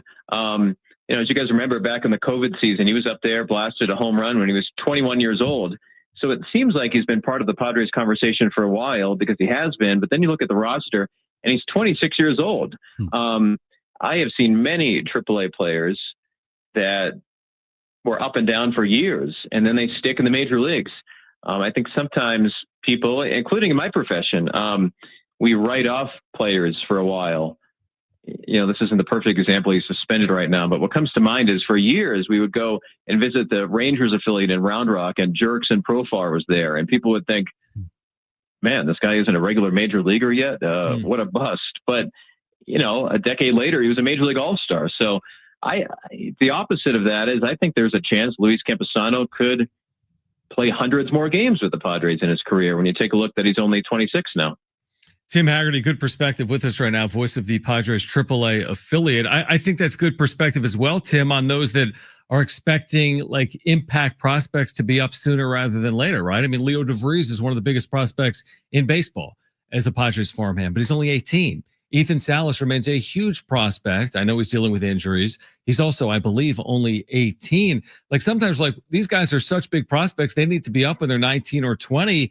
But sometimes you need to kind of cool the jets a little bit, because even a DeVries or a Salas, they could still be years away from impacting the Padres at the major league level. Exactly. I like to look at foreign players or high school picks and then compare them to high school players. And you take a look at the age and think, are younger than some college freshman players. And when you think about it that way, and we're talking about them maybe being major leaguers. I remember a couple of years ago, 2023, Taylor Colway, there's a Padres deep cut for you, played a handful of games in that 23 season. But Taylor went up and made his major league debut. And Juan Soto at that time was the Padres right fielder. Taylor went up to be an outfielder. And Juan Soto at that time had won a World Series. He was so accomplished. He was an all-star. Taylor Colway was older than Juan Soto. I think that sometimes the age is such an important thing. There are very few like regular player star major leaguers that are 21, 22 years old. That is the exception. I remember in this league a decade ago, maybe more than a decade ago now, but Alex Gordon was such a big pick, and we'd go to Omaha and visit the Royals AAA team, and people would call him a bust. He became one of the best players the Royals have ever had. Yeah. So, yeah, and I totally understand the questions on Campusano. I'm not being a company man and dodging the questions. I mean, I totally understand it, but he's 26, and as I take a look here, he's played in 177 Padres games, parts of 6 years. By a lot of standards, he's been successful when you think about how few 26-year-olds have played parts of 6 years in the majors. And we also have to remember too, the catching position is just a totally different animal when it comes to development. And it that's the questions we have with, Ethan Salas is like, how long is he going to take him to develop and be an everyday catcher and be this player that, the Padres expect him to be? And maybe it might take a long time, and maybe it's taken this long of time for Luis Campusano, as well. Tim, I want to get to you, Darvish. He's pitched one time at El Paso. This was a while ago. And then he kind of went on the shelf, and he's been pitching a couple sim games at Lake Elsinore. But the one start that he did have for El Paso was 4 innings, and then he got shut down after that. Did you see anything in that start that was off or different? And what did you make of his outing there? And have you heard anything since then that you might have, missed as far as, his injury goes, or his velocity, or his stuff goes, or how he looked for, the time being? So on the first part, I didn't see anything that night. In fact, Darvish met the pitch and innings area that the Padres had in mind for him. And he left, and similar to a spring training game, when a major leaguer's on rehab, sometimes they'll leave late in the game. So I was still broadcasting the game. I didn't have a chance to speak to him at all before or after the game. But there were some Japanese-speaking reporters in the clubhouse there in Las Vegas who did meet up with him that night back in mid-May. He said the real test will be if I have soreness in the next couple of days. So as of that day, he felt great. But obviously then, from what Mike Schill told the media, some soreness did develop. It's interesting because he remains on the Padres Chihuahuas MLB.com online roster. So every city we go to, there are people seeking Yu Darvish's autograph, and I have to politely say he's not here. Yeah, I'm following that just as much as you guys are. I saw that he's throwing the simulated games. I don't know if there's a plan for a more traditional rehab assignment the way that he had back in Las Vegas. But he looked good that night. There was one bumpy inning out of the 4, but the other 3, he looked outstanding against a very good hitting AAA team in probably the best hitters park, Las Vegas. And from what I'm told, he bought a steak dinner for every player and staff member that night, had it catered. I know he's got a big salary, but that's a pretty big bill. A very nice gesture for him to do that to the Chihuahuas. All right, maybe that's why he's throwing sim games. He doesn't want to buy another steak dinner. Tim, appreciate it. Enjoy Albuquerque. Again, the Chihuahuas have gotten off to a very good start in the second half in the Pacific Coast League. Have had a good year overall at 43-38 and playing in Albuquerque tonight, coming up in just a couple of hours. But Tim, we always appreciate you taking time for us. We'll do it again soon, and be well. Okay, thanks for having me. All right, great stuff from Tim Hagerty. We'll react. Plus, we'll switch gears for a first time to why WNBA players continue to hate on Caitlin Clark. The latest information to support that claim. On the other side, we've got a giveaway for you here today as well. We're here until 6. This is Jon and Jim on San Diego Sports 760 and live on the iHeartRadio app.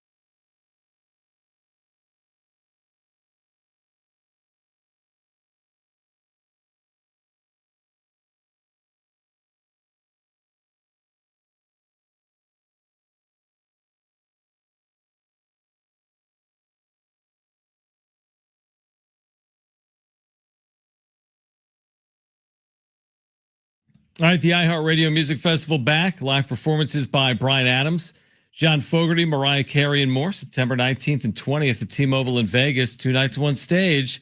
Buy tickets at AXS.com. Get them now before they sell out. We're going to switch gears to the WNBA for a moment. Before we do that, other basketball news. San Diego State learning today, I think via a leak actually, but CBS Sports is reporting it, that their first 2 games in that Players Era Festival where they got NIL money last year will be against the University of Michigan and against the Oregon Ducks. They played Oregon last year in Vegas. It was their only loss actually in Vegas. They beat Houston, they beat Creighton. But they'll get Michigan, who could be preseason top 5, as a head coach by the name of Dusty May, who coached against Brian Dutcher and the Aztecs in the Final Four wall at FAU. Of course, we know Dutch's history with Michigan as well. So we might see, we will see, reportedly, San Diego State and Michigan in Las Vegas, San Diego State and Oregon as well, and then a third game to be determined for the Aztecs in Las Vegas. That's going to be fun. That'll be really fun. Really cool. I'm just really excited about this upcoming Aztec basketball season because they have a chance, if they're healthy, to do some special things. Yeah, I completely agree. I think a lot of people are going to be really excited as we get closer. You're looking at a schedule now. They scheduled Arizona neutral floor. They have Michigan in Vegas. They have Oregon. They're putting together a schedule, and I think they've put together a team that hopefully can vie here in 2025-26. All right, so the WNBA puts out this release on All-Star Game starters. I'm surprised they did it this way. Like, look at the WNBA website. I know. I'm looking at it right now. They put out this release. And at the bottom, they have these players ranked, and it's ranked by fan ranking, media ranking, and player ranking. Mm-hmm. And under player ranking, because the fan rank, of course, is Caitlin Clark number 1. She got the most fan votes. By a mile. The media determined Caitlin Clark, and I do think this is fair, was the 3rd best player so far. Indiana's under 500. She has struggled to shoot, and she's dealt with injuries, but they're saying she's a top 3 player in the league. All right. The players in the WNBA say Caitlin Clark, based on their vote, is the 9th best player in the league. The 9th best player in the league. I will actually defend that right now. Okay. It's not overall, it's this year. Yeah. So it's not like they view Caitlin Clark. They're not voting on who's the best players in the league. They're voting on this year. And this year, Caitlin Clark has missed a ton of games with her injuries. She's missed another game tonight. She's missed, I think, half of the Fever's games this year. She's only played 9 games. Okay. How many games have the Fever played? Like 18, 20? I don't know, but I'll find it out. Yeah. So she's missed almost half of the Fever's games this year.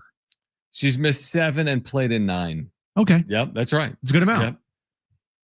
Yep. I don't have that big of an issue with it because she is an all-star. She is an all-star starter, and she's one of the captains of the team. I get it.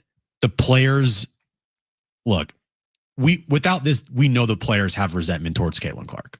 We know because they resent her for being the reason why people are watching the WNBA now.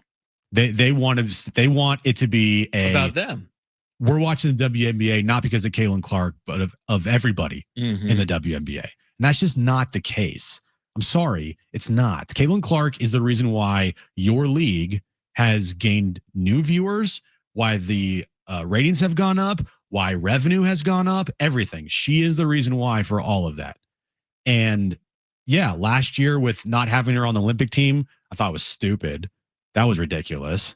Because guess what? Nobody watched the women's Olympics for basketball. If Caitlin Clark was there, even though she would probably not have played a lot, there would have been a ton more eyes on the women's Olympic team than there were without her. Yeah, I just think it's a bad look because, okay, it's one thing for the fans to love Caitlin Clark. It's understandable. It's another thing for the media with, you would think, a level of objectivity to say that she's the 3rd best player in the league, even if she has been injured. And then the players kind of do an about face on that and say she's the 9th best player. I mean, here's how I look at it. You're right. She has been injured and she hasn't had this amazing year. But that would be like saying, well, if Steph Curry was injured and having an off year, how far does he slide? Or if Shohei Ohtani had missed some time due to injury and wasn't having the same years in the MVP caliber year, do you really drop Shohei Ohtani? Because again, Ohtani is like a face type player. LeBron is a face type player, or Steph is and these players have all dealt with injuries in their career. Ohtani, staff Caitlin Clark right now in 2025. I mean, 9 doesn't sound that egregious until you recognize there aren't that many teams in the WNBA. So like 9th in the NBA, well, there's 30 teams. 9th in the WNBA, how many teams are there? There's not that many.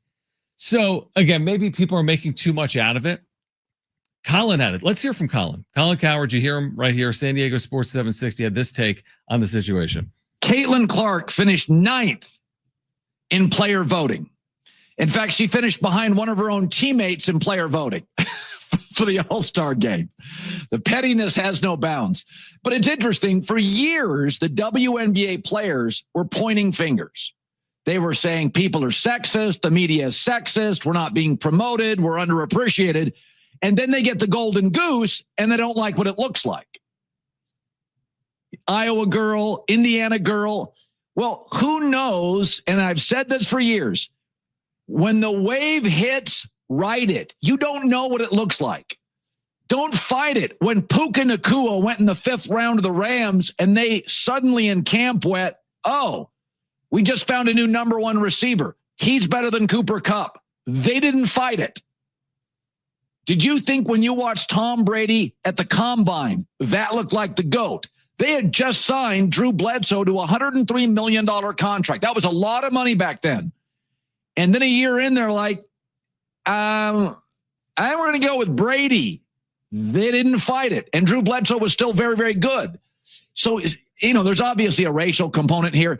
The WNBA players, they just don't like what the wave looks like. They wanted to fly private. They wanted to be more popular. They wanted a better deal in the CBA, which they'll get. They wanted sold out arenas. They got it. They don't necessarily think it should be this. But again, you can't fight it. You just never know what success looks like. I mean, if every company in the country would love to go viral every day for free marketing. If they knew how to do it, they'd all be viral every day.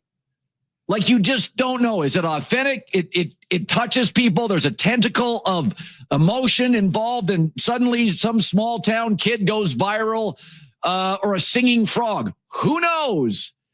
I wouldn't have guessed that Caitlin Clark would be this transformative. I wouldn't have guessed Tom Brady would be the GOAT. Don't fight it. The wave, the meteor doesn't necessarily look like you think it's going to look. I get what he's saying there, and I agree with it to an extent, but also, if you're just basing it off this year's stats, I understand it. If they were just voting on best overall players, if she's not, 2 or 3, then yeah, the pettiness is real. Mm-hmm. Is she the best player in the league? Not yet, but if she stays healthy, eventually one day she will be. Asia Wilson probably still is the best player in the WNBA. But right now, Caitlin Clark needs to stay on the court. But when she's on the court, she's been phenomenal.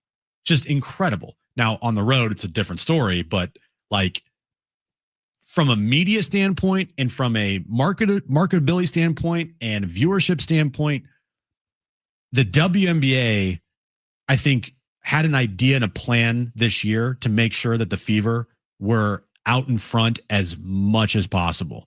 And they are. They're on a lot of nationally televised games. It's just the problem is Caitlin Clark's not playing because she's injured. Yeah, definitely. I mean, at the end of the day, I don't know if it's pettiness. I don't know if it's ineffectiveness because she's been hurt. I don't know if it's because, yeah, you're right. She hasn't been. I mean, you can't say a player that's, shooting 39% from the floor and 29% from 3 is the best player in the league. Like, sheer numerical statistics, there's no way, even though she's the number 1 player per the fan vote. She's the most popular player. By far. The point remains that obviously the league needs Caitlin Clark more than Caitlin Clark needs the league, 100%. I guess, at the end of the day. But maybe it is fair just based on 2025. All right, she's not the number 1 player in the league. Maybe she will be in 2026. But her not being recognized as the top player in the league by players, maybe that's because they're recognizing she's been hurt and they're playing against her and she hasn't had this unbelievable year to warrant that recognition. Yeah, I think that's exactly it. Now, if she was having a year that warranted and then still was voted, then we got that take would hit harder. Yeah, he's got interesting takes on that. I mean, listen, I kind of like his angle sometimes on the WNBA. He wasn't talking the WNBA because people weren't talking about the WNBA. Now people are talking about the WNBA. He's talking about it. Like I get that angle with it. Yeah, and she is the most important player in that league's history. It's not even, there's no close second. If she left today, if she retired from the WNBA today and decided that she was going to start her own league, that league would have more viewers than the WNBA. And she'd probably go down as the most iconic player in the history of the league in terms of popularity based on a year and a half. Yeah. I mean, we're in the card game now, right? Right. And before, did you ever watch, I know that you just started recently watching like card ripping videos, but I can't remember a time where people were like, getting super excited about pulling WNBA cards. Her cards have the same value as cards of iconic Hall of Fame caliber NBA players. Yeah, her auto cards, her one-of-one cards are worth more than some LeBron James and Steph Curry cards. It's crazy. She is transcendent. She is breaking the boundaries of sport. She is bringing in eyes of people that would never watch the WNBA to watch them. And I don't have a problem with this like at all because she hasn't played a lot. Yeah, no, I would agree with that. All right, we'll get to the wrap on the other side. Also in the 4:00 hour, your chance to win a pair of tickets to see Britt Floyd and Alan Parsons at the Cal Coast Credit Open Air Theater on July 12th. We are here until 6 p.m. Hour 3 of Jon and Jim on San Diego Sports 760 and live on the iHeartRadio app is next.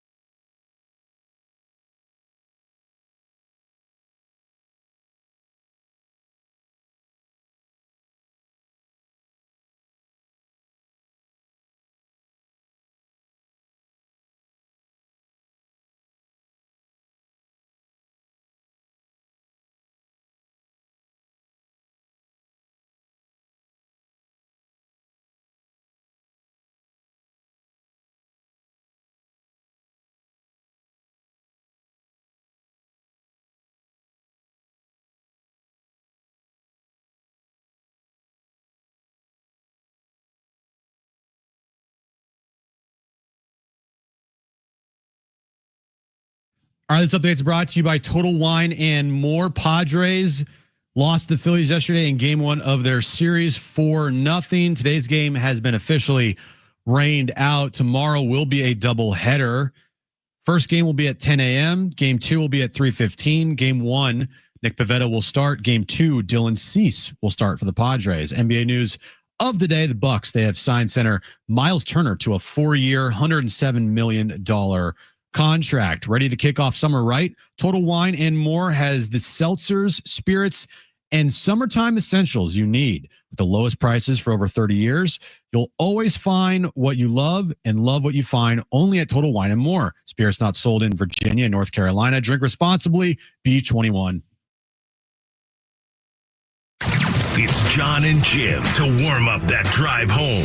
2025, you're right. It may look different in the second half. It might be closer to 2024 than 2023. I would just say just because they were in a worse spot in 2024 does not make them better off in 2025 because they're two different teams. I'm not saying that this team is going to flip a switch like they did last year. Right.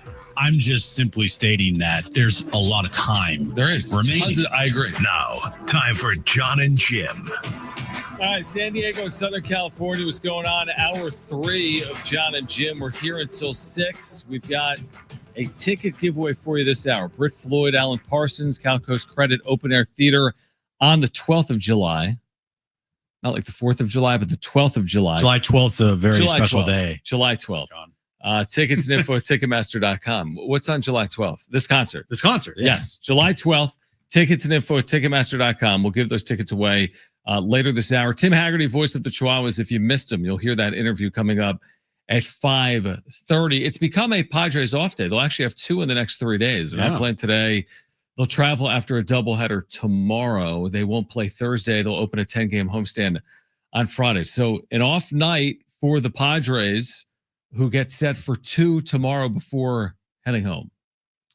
Doubleheaders are always tricky because you feel like if you walk away with a split, you feel good. Mm-hmm. Problem is, you walk away with a split, you will have lost the series. You will have had a 2-4 road trip. Right. Good point. You know, you're kind of looking to have a bounce back here before you return home for your final 10 games before the All-Star break. But it's not going to be easy to do that because the Phillies are a really good team. Bullpens in doubleheader days are always tricky. And by the way, this bullpen has been taxed.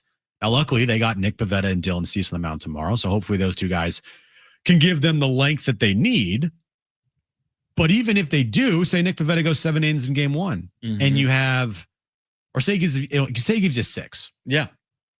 Say you 7th inning, you go Jeremiah Estrada. 8th inning, you go Jason Adam. 9th inning, you go Suarez. Can't do that for 2 games. Nope. So game 2, you're going to have to use like Adrian Morejon and Yuki Matsui and whoever else if Dylan Cease doesn't give you length. Doesn't give you length, then you're going to your bullpen of Ryan Bergert and whatever. But the good thing would be at least Nick Pivetta gave you enough innings in game 1 where your like middle relief guys aren't already being used. Worst case scenario is Nick Pivetta goes like 4 innings tomorrow in game 1, and they got to use Bergert and, you know, Hoeing and whoever else, right? Wandy Peralta again, Yuki Matsui.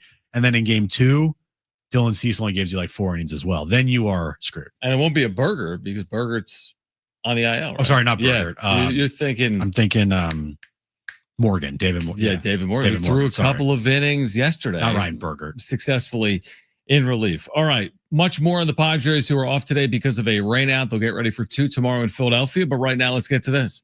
It's time for the wrap.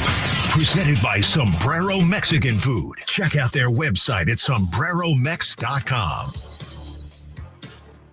How many MVP awards will Caitlin Clark win in her WNBA career? I'm going to go with at least 2 because the players do not vote on the MVP. The media does. Okay, yeah. If the players voted, she Maybe might not win any. But because the media votes on this, I'm going to say at minimum 2 MVPs. Yeah, I would agree with you. She's 23. It's her second year. Assuming, I don't know, a 12-year career, I'm with you. There's reasons to believe she'll be the best player in the league for a while in her 20s, although she's dealing with injuries this year. It's not going to be this year. It wasn't last year, but in her mid to late 20s, could she win 2 or 3? Yeah, she could probably win like 5. So I agree. I'd be surprised if Caitlin Clark didn't win multiple MVPs in her career. Next question. What's been the biggest move so far in NBA free agency? I would say right now, free agency goes, maybe Miles Turner. Like, I don't consider Kevin Durant because he was traded. Like, free agents moving teams, maybe Miles Turner. Might be missing something right now, but there's not been many good free agents out there, like top free agents. This free agency has been as boring as it could get. Hey, Shams, there weren't any big deals, bro. You were wrong.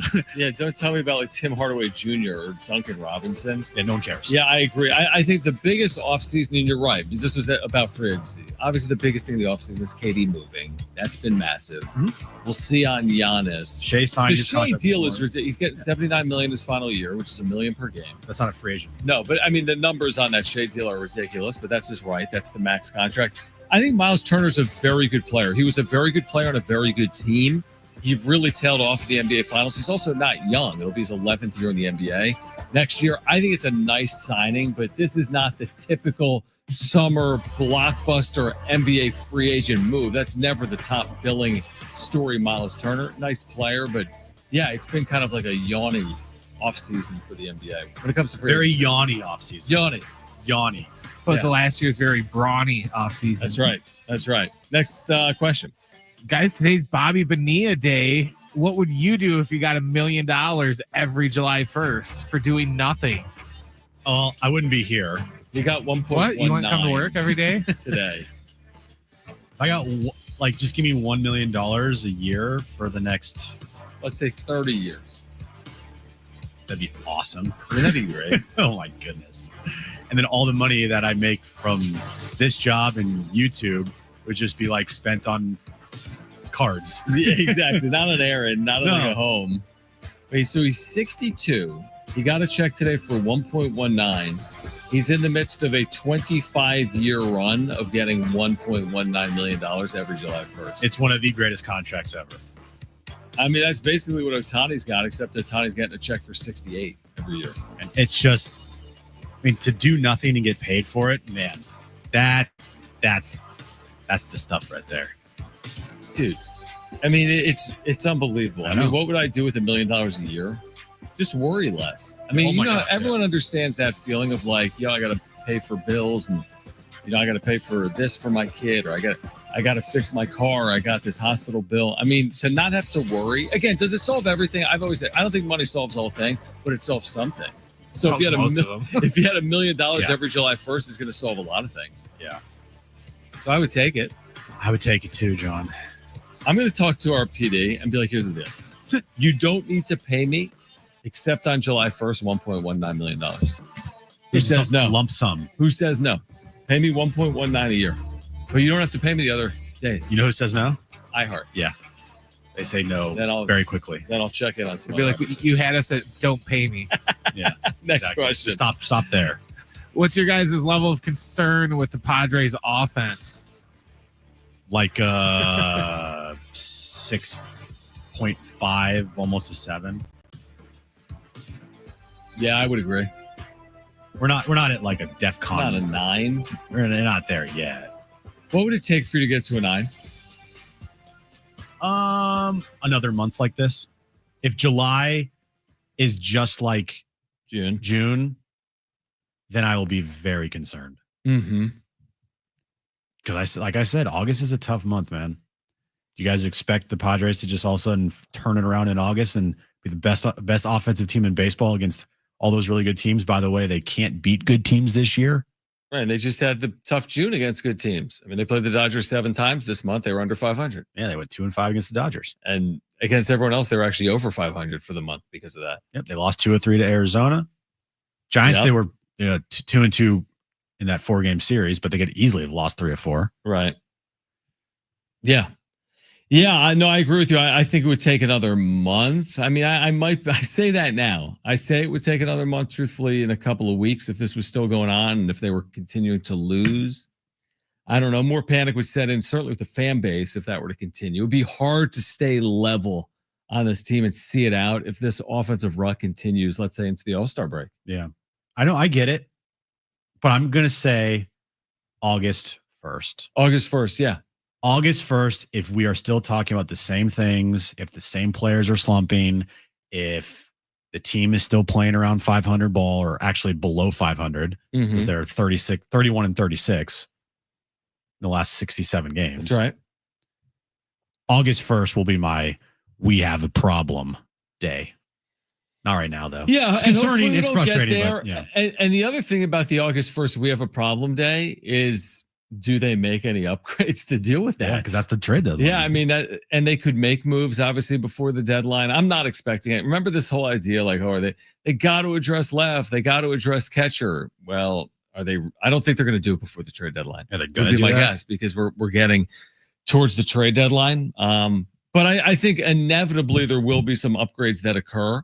I don't expect. Listen, the offense in June was so bad, and the team went 13 and 15. So how bad really was it? I mean, if they went 13 and 15 again in July, they're not even playing that many games because the All-Star break. You know, if they went 12 and 14 in July, are you like, everything, sell everything? We're only 6 games over 500. No, like they were really bad on offense, and the wheels didn't completely fall off. They didn't go 9 and 22.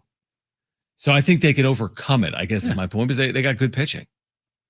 Yeah, and getting to the trade deadline above 500 and playing better baseball is the goal. You don't have to be red hot. You don't have to have won like 10 in a row. Nothing crazy like that. But can they go through a month where they improve? Can they go through a month where the offensive numbers aren't the same as it was in June? Can Fernando Tatis Jr. show some power? Like, can he hit for power? Can Jackson Merrill, get back to his ways and hit for power again? That's what and can you get Darvish? Can you get Michael King at least throwing bullpens again? Get Darvish back, have a plan for Michael King, stay healthy, make a move. And if they get to August 1st and all those things happen and they're still playing bad baseball and, they've went through the month and the offense still looks the same as it did in June and in most of May, then I will say this might not be it, guys. Yeah, it's not. The point is, it's not time to panic as of yet. Even if you feel like you should be, it's not time to do it. There's just way too much baseball still in front of this team. On the other side, CBS Sports, with a list of 25 players that might be on the move at the deadline, they link 8 of those 25 to the Padres. Who are those players? We'll share them with you on the other side. Stay with us. This is Jon and Jim on San Diego Sports 760 and live on the iHeartRadio app.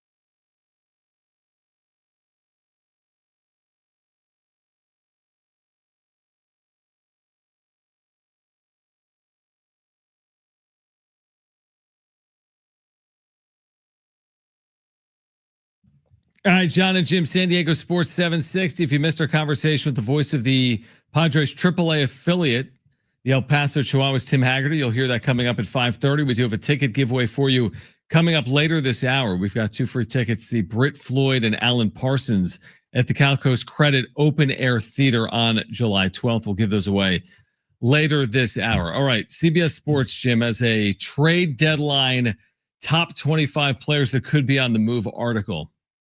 Okay. I like it. What do we got? They've got the Padres linked to 8 of the 25. I thought you were going to say linked to every single one of them. 8 of them's a lot, I think, because they have 3 teams for each of these players, and they're linked to 8 of the players. Okay. The first player they're linked to is the number 2 overall player on their list, is the right-handed starter, Freddie Peralta. Okay. For the Brewers. Is Freddie Peralta for the Brewers going to be on the move? Well, the Brewers might be a team that may look to buy at the deadline, right? Right. I don't know. But Freddie Peralta so far this year has been very good. Now, what does this year look like? I don't know, because my computer's being slow. And I want to see CBS Sport. Like, what is this CBS Sport? This is the worst website in the world. I click on a player, I get his like fantasy stats. I don't care. He's 8-4 with a 2.90 ERA. Okay, so he's been great. That's why he's number 2. Yeah. Okay, so the first player linked is Peralta. There are 7 other players. The next player linked, Sandy Alcantara. Oh, number 5 on their list. They linked the Padres as one of 3 teams that could be in on Alcantara. So the first 2 players, they're saying starting pitching, by the way. So they're linking the Padres to starting pitching initially. The next player they're linked to, the number 8 player available per CBS Sports, Josh Naylor.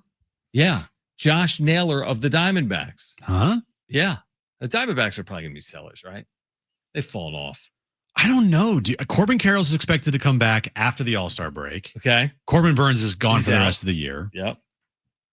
I think they might try to stand pat or try to go for it, if depending on how they play this month. Okay. Because they're 500 right now. Yeah. Yeah, you're not out of it at 500. No, you're not. And their offense is good. But you know there's going to be people calling on them. So the question is, do they avoid those overtures?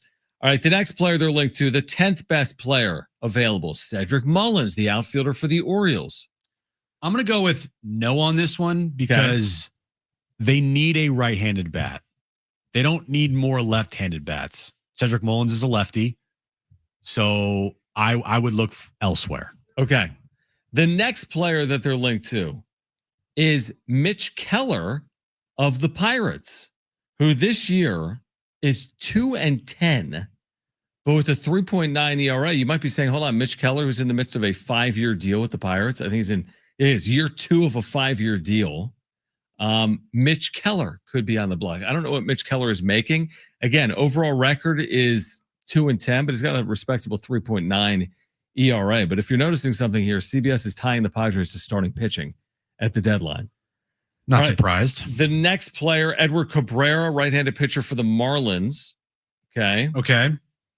Then there are 2 additional players. It's not Sandy Alcantara, so little weird there. Zach Eflin, right-handed starter for the Orioles. Okay. And then the final player they linked the Padres to is Tomoyuki Sagano of the Orioles. That's it. And there's your list. But that's a lot. Again, 8 of the 25 players CBS Sports ranks in terms of players that could move at the deadline.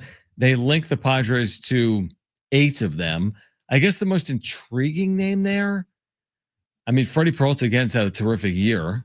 If he could be pried loose. Sandy Alcantara, we've talked about extensively. We know the Josh Naylor story, but they're linking the Padres a lot more towards starting pitching, it seems like, than anything else. I guess some outfielders in there as well. They're not linking Luis Robert to the Padres. I have a name. Okay. Oh, yeah, I know your name. He has become my trade deadline crush this year. Adolis Garcia from the Texas Rangers, former ALCS MVP, World Series winner, 2-time All-Star, won a Gold Glove. Now he is 32 years old. Okay. He's a free agent in 2027, so it's controllable. This year, John, not a great season, but it's better than anything the Padres have to in left field or on the bench. He's got a 1.5 WAR, 10 home runs. He's hitting 225 with a 659 OPS. His last 4 seasons, John, have been really good as far as his power numbers go.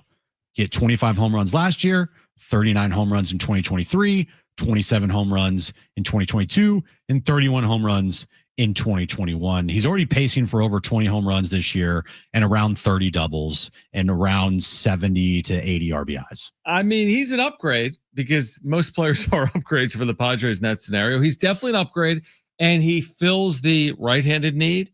He fills the power need. So an upgrade that fills the right-handed need and the power need that isn't overly expensive. He's controllable through what did you say, next year? He's controllable. He's a free agent in 2027. So one more year of control after this year. So he's not just serving you now, but also moving forward. I like that name. Now, he is a right fielder. Yep, he's only played right this year. But if you had him as your DH and you gave Tatis maybe a couple days here and there in right field, now you're losing defense when you bring Tatis out. But still, you need a right-handed bat. Mm-hmm. The other night, I saw something from Adolis Garcia, and I immediately go, that's kind of what the Padres are missing. He hit a game-tying 3-run home run in the 10th inning last night at home against the Orioles. It wasn't that caught my eye. It was his energy that caught my eye. Go back and look at it. I have it on my social media, on my Twitter page. Go search at Jim Russell SD. I retweeted it. And his excitement and the vibes that he would bring and the energy that he would bring. He has postseason experience, really good postseason experience, by the way. He's a power bat. He's not going to hit for a lot of average. I get that. But to me, if I'm going out and making a move, if you say you have to choose between Taylor Ward or Adolis Garcia, Taylor Ward's having the better year. I would choose Adolis Garcia, I think. Interesting. So Adolis Garcia is your new Taylor Ward. Because I think a month ago, yeah. Taylor Ward was your Taylor Ward, So and now Adolis Garcia is your Taylor Ward. And I haven't checked in on what Taylor Ward's been doing recently, but let's just look at what Taylor Ward's year has been so far. So he's got 20 home runs on the year. His WAR is 1. All right. Right. Garcia's is 1.5. Garcia's is 1.5. His OPS is 768. He has a 111 OPS plus. He's hitting 216 though. And if you look at his last couple years, they're not like what Adolis Garcia has done. Mm-hmm. And he doesn't have the postseason experience that Adolis Garcia has. I just am looking at a player that I think could be cheap to get. You're not spending a lot to get Adolis Garcia. He fills a need, and he brings energy to a clubhouse, and he brings experience to a clubhouse in the postseason. Who says no? I mean, it's a good name. It's an intriguing name, and maybe one the Padres will be tied to in the weeks ahead. We can continue to react to the Padres at the deadline, which is coming now in less than a month. Plus, we're giving away those tickets to see Britt Floyd and Alan Parsons here in San Diego on July 12th. Plus, Tim Hagerty, voice of the Padres AAA affiliate. You'll hear our conversation coming up at 5:30. This is Jon and Jim, San Diego Sports 760, and live on the iHeartRadio app.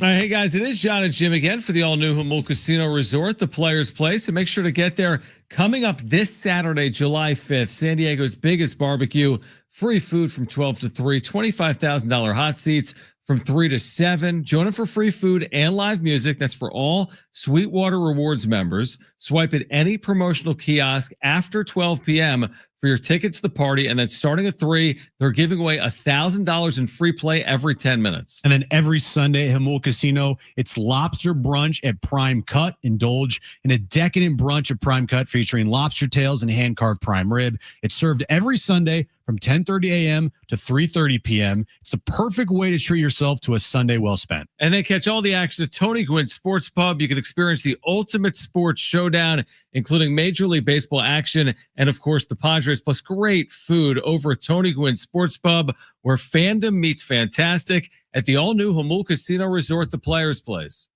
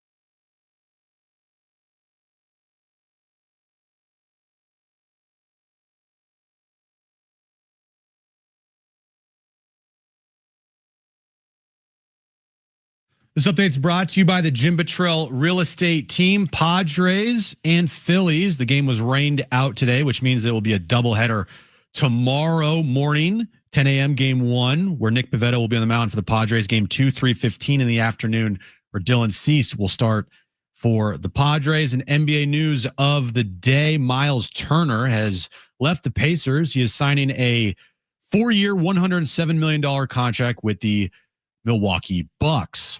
Would you like to know what your home would sell for today? Get a simple text message with your home's value by texting your address to 855-600-6000. You'll get no phone call, just a text. Jim Buttrell has the buyer. Simply text your address to 855-600-6000.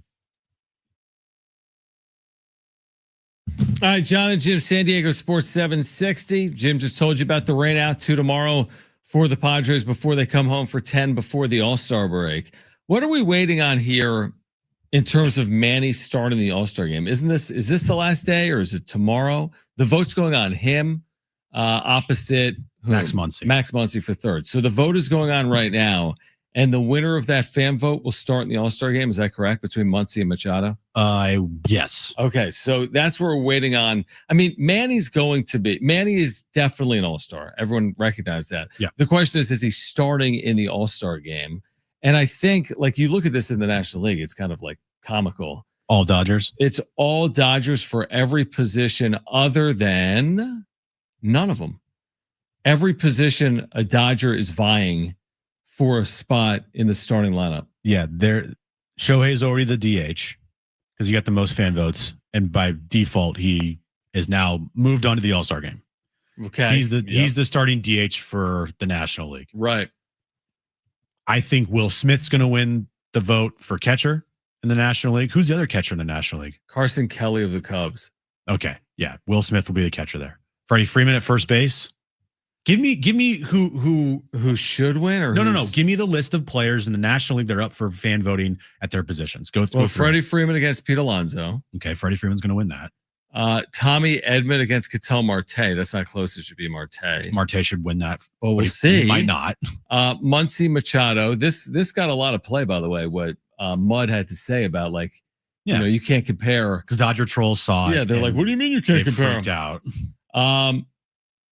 So we'll see there. Then you got Mookie Betts, Francisco Lindor. I would say Lindor. Yeah, Lindor's had a better year. Should be there. Carson Kelly, Will Smith. Will Smith has had a much better year. Mm-hmm. And then for outfield, you've got Acuna, who was injured but has had an amazing year. P. Crow Armstrong is a lock to be on that team starting. Then you have two Dodgers, Teoscar Hernandez and Andy Pages. You also have Juan Soto and Kyle Tucker. Mm-hmm. So there's serious competition to start in the outfield. But so how many Dodgers are going to be starting for this team? Because we know Ohtani's a lock. 6? It's probably like 6, maybe 5, somewhere in that 5 or 6 range. I would say Will Smith for sure. Freddie Freeman probably. Pete Alonso, you get the New York vote, but I'll just say Freddie Freeman there. You got Ohtani already. Mm-hmm. I mean, Betts potentially. I think over Lindor. Yeah, I think in the outfield, what the outfield should be P. Crow Armstrong. Probably Soto. Well, I mean, Soto's had a really hot month of June. Yes, I'm looking at the numbers. But I mean, Soto's the second best. Soto and Kyle Tucker. Dude, Andy Pages has had a really good year, though. Yeah. I mean, one of those guys will be voted in, I would think. So 2 Cubs in the outfield and then Juan Soto. And Kyle Tucker, Juan Soto, Pete Crow Armstrong. Potentially. Is anybody complaining about that? No, what I'm going to complain about is if eight Dodgers get voted in. If Tommy Edman takes the vote over Ketel Marte. Exactly. If Max Muncy is in over Machado in terms of the starter, that's what I'll complain. I don't think that will bear out, would be my guess, that it gets that extreme and you have 7 or 8 starters. But to your point, it could be 6. So you have until Wednesday, July 2nd, which is tomorrow. At 9 a.m. Pacific. So, yeah. Vote once per day. So if you voted today, you're done. But if you haven't voted today, go vote for Manny Machado. You know who's pushing that vote? SDFC.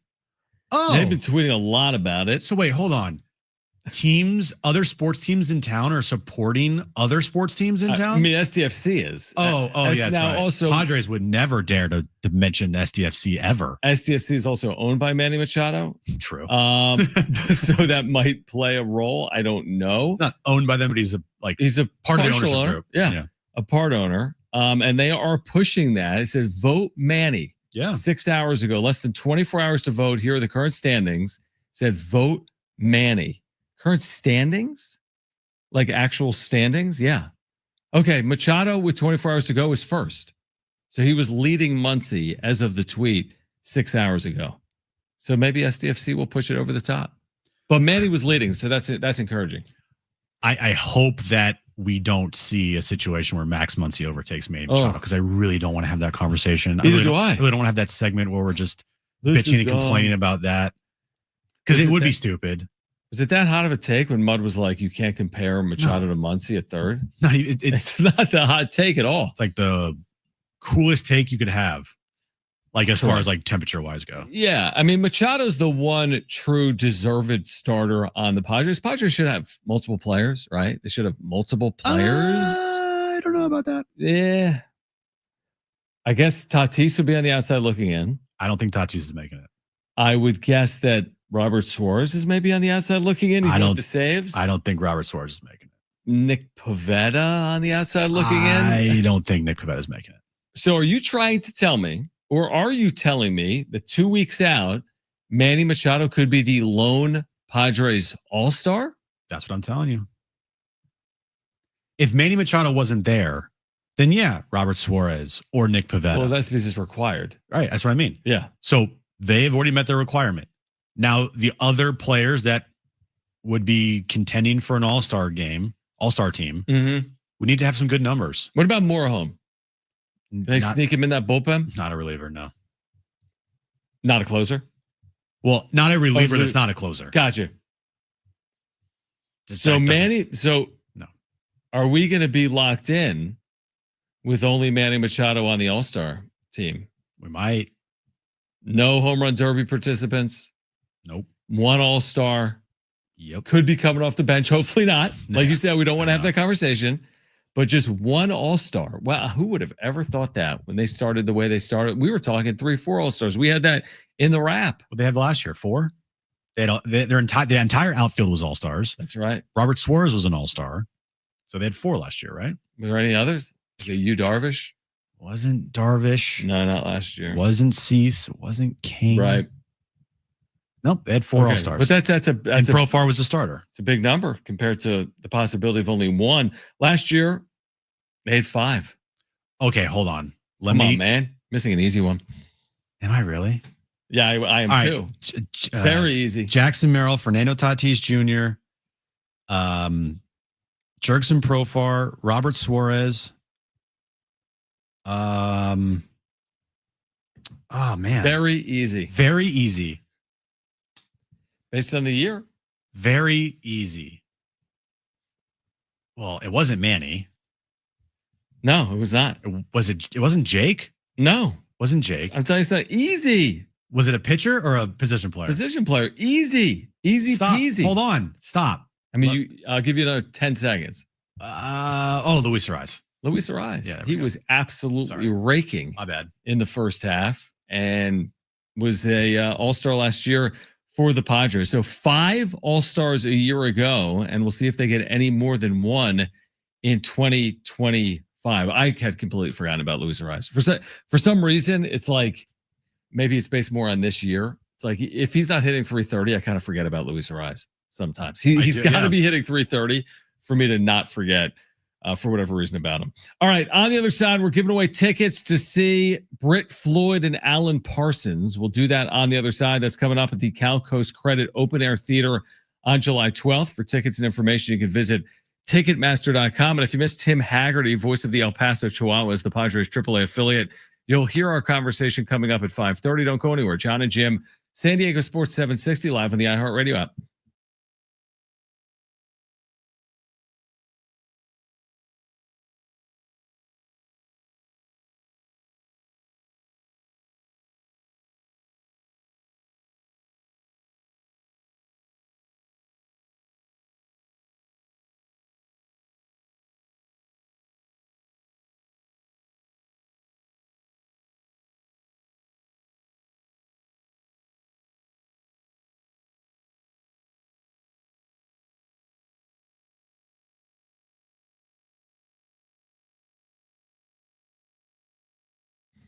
All right, maxed out on credit cards or struggling with high interest debt. You could pay it all off in days with Loan Pronto's Rapid Equity Loan.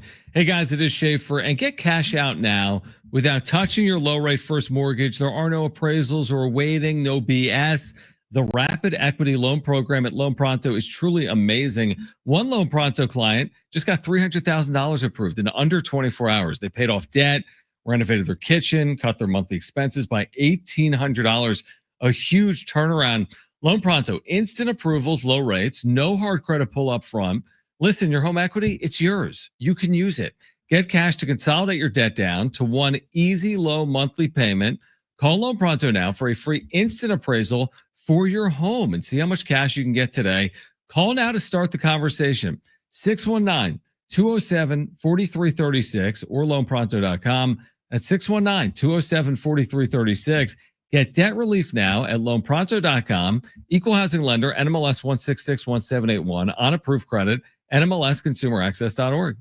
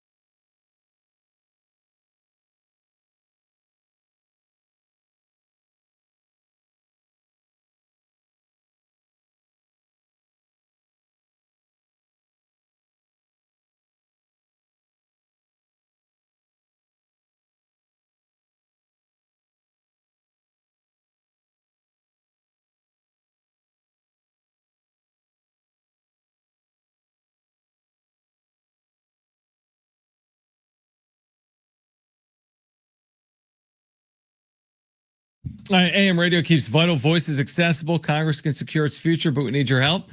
Text AM to 52886 now to support keeping AM radio in cars. Tell your member of Congress to pass legislation now and keep AM radio in cars standard message and data rate supply. We'll give away those tickets in about 6 or 7 minutes to see Britt Floyd and Alan Parsons here in San Diego on July 12th, which is only a week and a half away. So I'm looking at this Shea deal. You know Shea? Thunder. Oh. Yeah, Shea Gilgeous-Alexander, yeah. Yeah. I mean, it's kind of crazy where the NBA money has gotten to. So this is the richest deal in the history of the sport. It's 4 years, $285, but that's an extension. Ultimately, he's under contract for the next 6 seasons.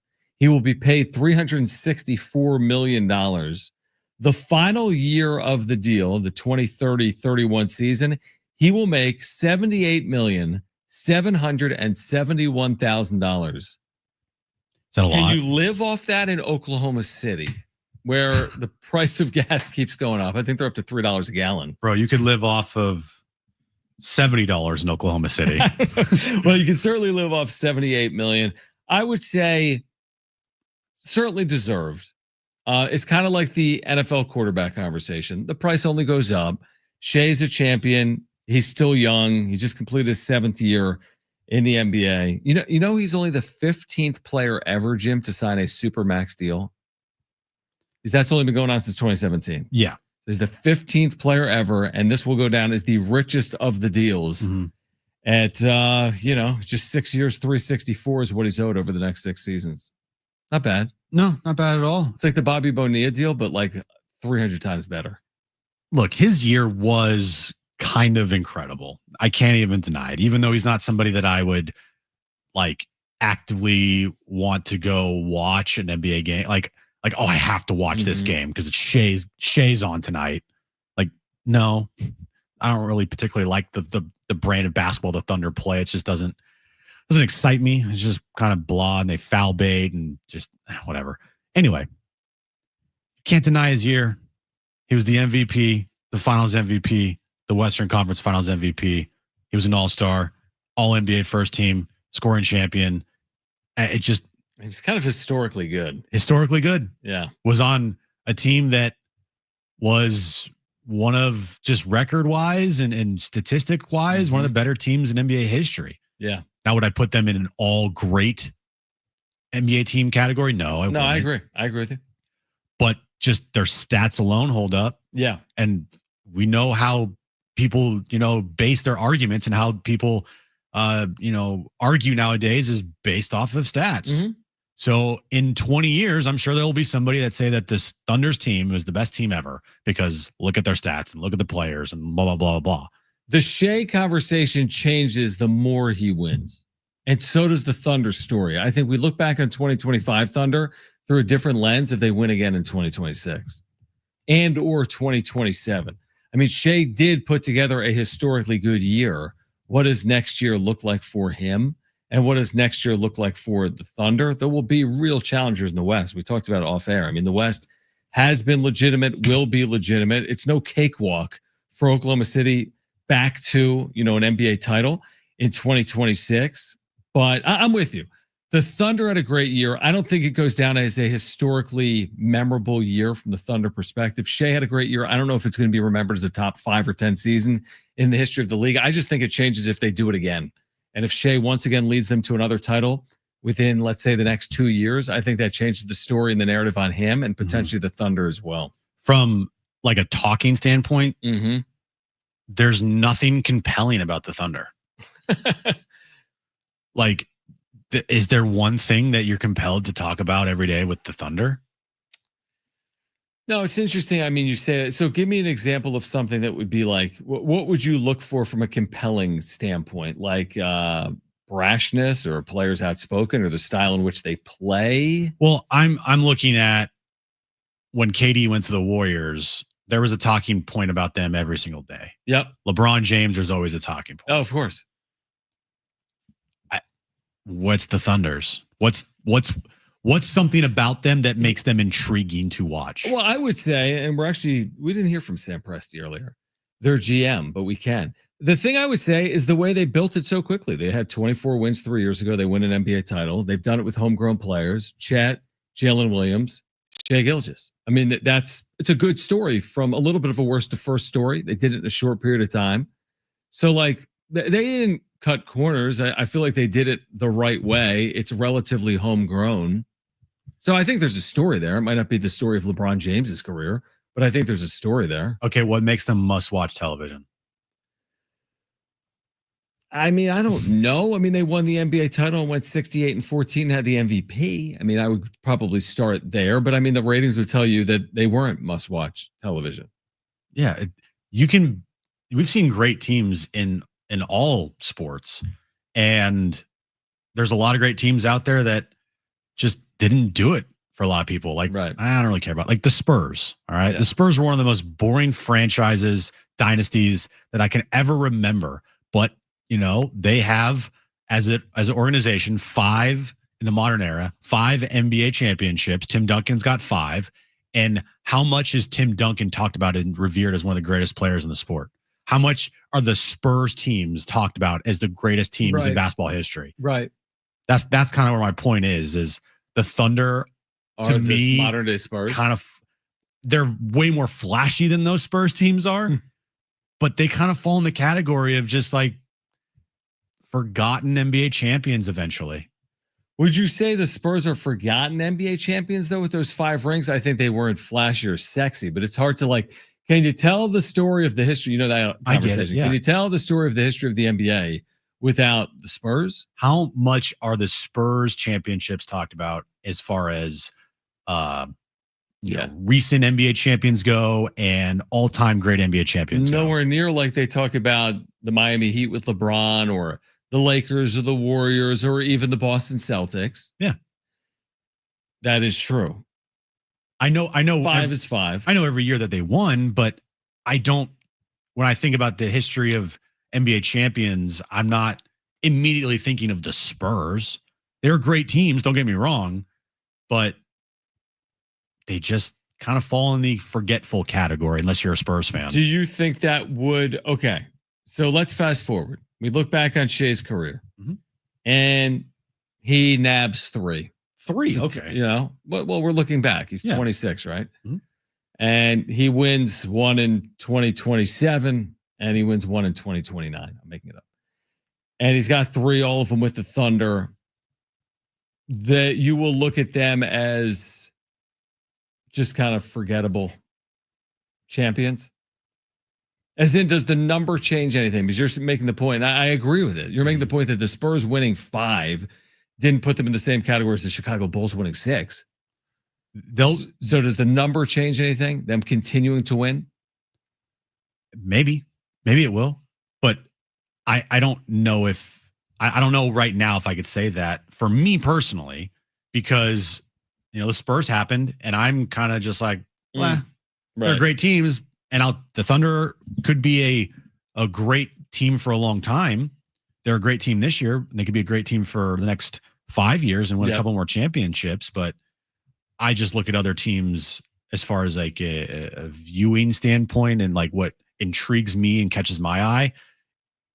And the Spurs and the Thunder aren't teams that catch my eye. Do you think off this title, and we'll give away these tickets in about a minute, do you think off this title, Oklahoma City gets elevated to national TV like these other established brands?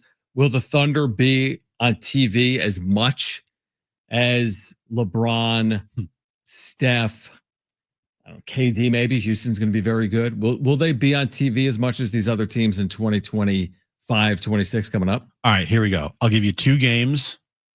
You tell me which game is the ABC primetime game on Christmas Day. All right. Lakers, Warriors. Right. Rockets, Thunder. What's the primetime game? I would guess Lakers, Warriors. Okay, that's all you need to know. But is that going to play out? I'm just asking a hypothetical. If I gave you 2 matchups, the Rockets Thunder one might be a better matchup because those 2 teams legitimately will be competing for a championship next year. But we've seen what do people want to watch? And the numbers don't lie. Steph and LeBron, when they're on television together, it's magic as far as the ratings go. No, you're right. Is there only one There's only one. On ABC, there's the one 8 p.m. Eastern. Is that what you're saying? That 8 p.m. Eastern 5 ABC game? Pacific, Yeah. You with could Mike be Green. right. Now, the nightcap or the early game. Well, they'll, of course, be on one of the 5 games. Right. But I'm just saying, you have a choice. 5 p.m. Pacific on Christmas Day, which is the golden time slot for the NBA. And I gave you the 2 matchups, Lakers, Warriors, or Rockets, Thunder. I think most people would take Lakers, Warriors. I actually wouldn't be shocked if next year they went away from it. Like, try to push. Exactly. And because they could do that, you know why? Kevin Durant's involved. Exactly. There's that. And how many times do I need to watch the Knicks and the Sixers from the Garden at noon at 9 a.m.? How many times do I have to watch that game? Every year. For the rest of my life? Every year. All right. Call right now if you want these 2 free tickets to see Britt Floyd and Alan Parsons at the Cal Coast Credit Open Air Theater July 12th. Great venue. We have 2 free tickets. Call 877-767-4760. Caller number 3, you are going. You have 2 free tickets. 877-767-4760. A pair of free tickets. See Britt Floyd and Alan Parsons at the Cal Coast Credit Open Air Theater July 12th. For tickets and information, go to Ticketmaster.com. On the other side, deja vu all over again for the Padres, plus Tim Hagerty, voice of the Padres AAA affiliate, at 5:30. This is Jon and Jim.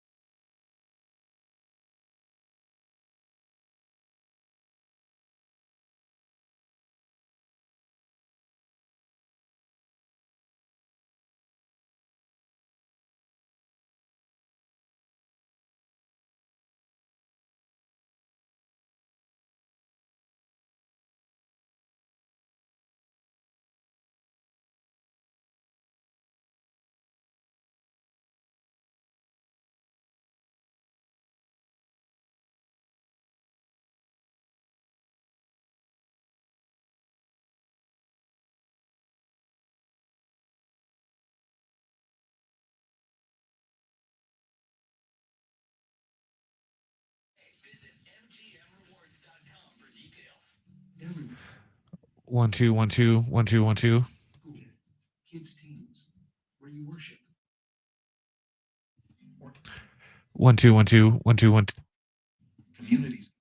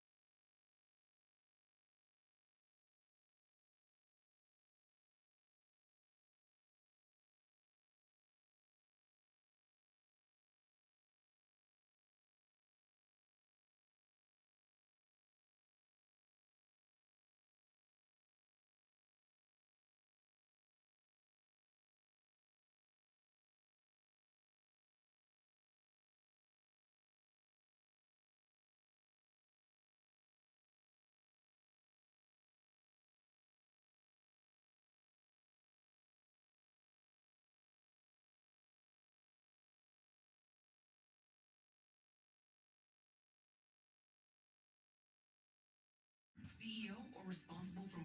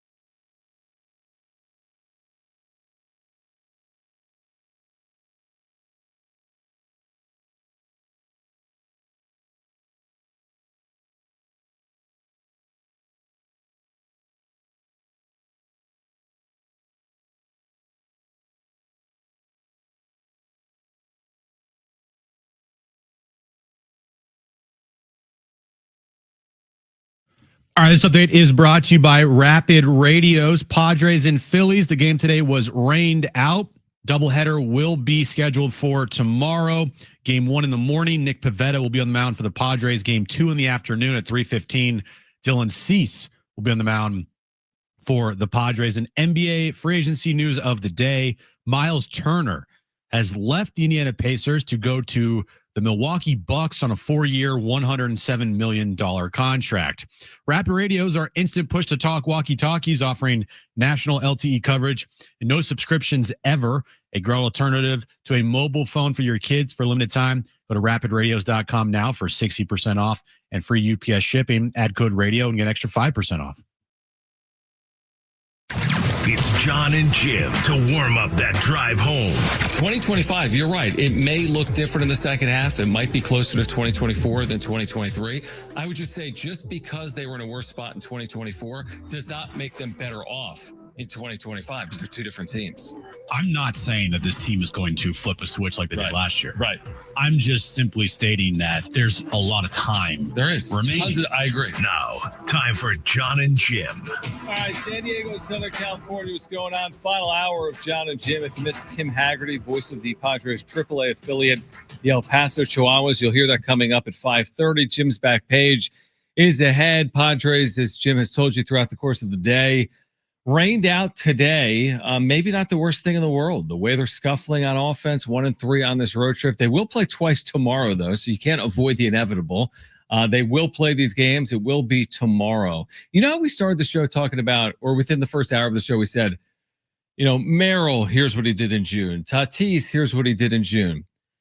It's beyond June, not necessarily with Merrill, but for Tatis. Because we've touched on this as well. We do that 50-game thing, like from May 1st on with Tatis. Right. Tatis is from May 1st. That's the thing with Tatis is like the June conversation is telling a portion of a story. The full story on Tatis, who did have a hit yesterday, by the way.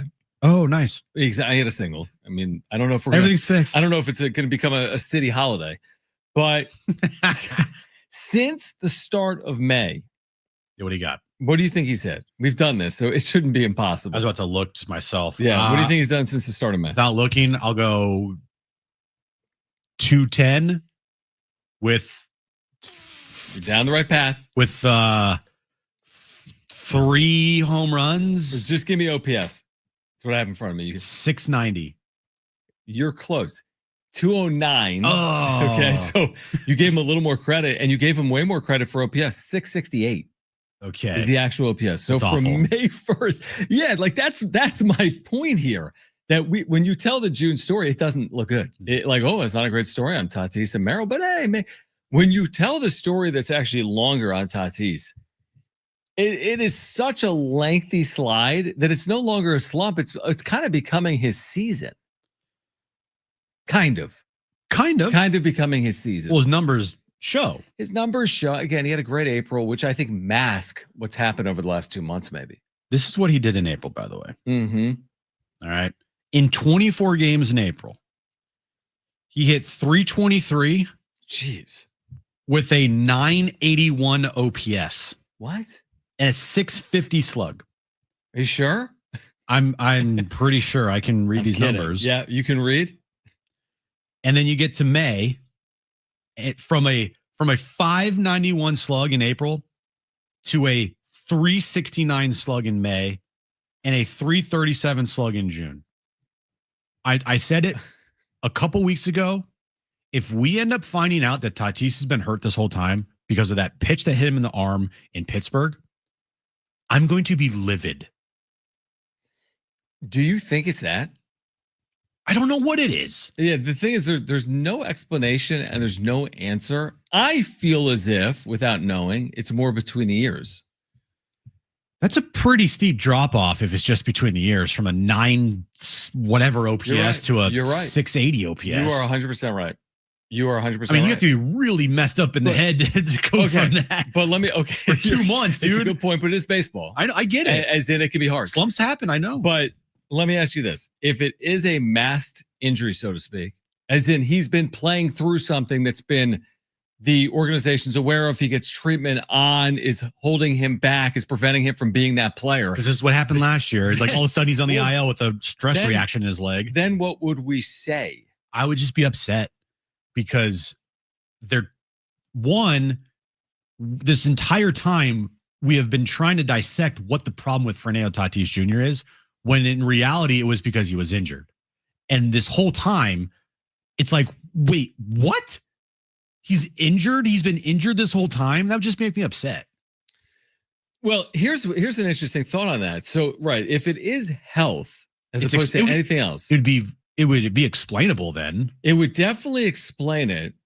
It might also give me a little bit of hope that if he actually took a week, like the All-Star break, for example, which is 4 days now, like he won't play Monday, Tuesday, Wednesday, Thursday once we get to the break. You're right. But is it as simple as, like, imagine that. Imagine if all he needs is a few days rest to get right, and then he's right. I'd be like, well, why didn't you give him a few days rest when he actually needed it? Actually, thinking about it, I might be relieved instead of angry.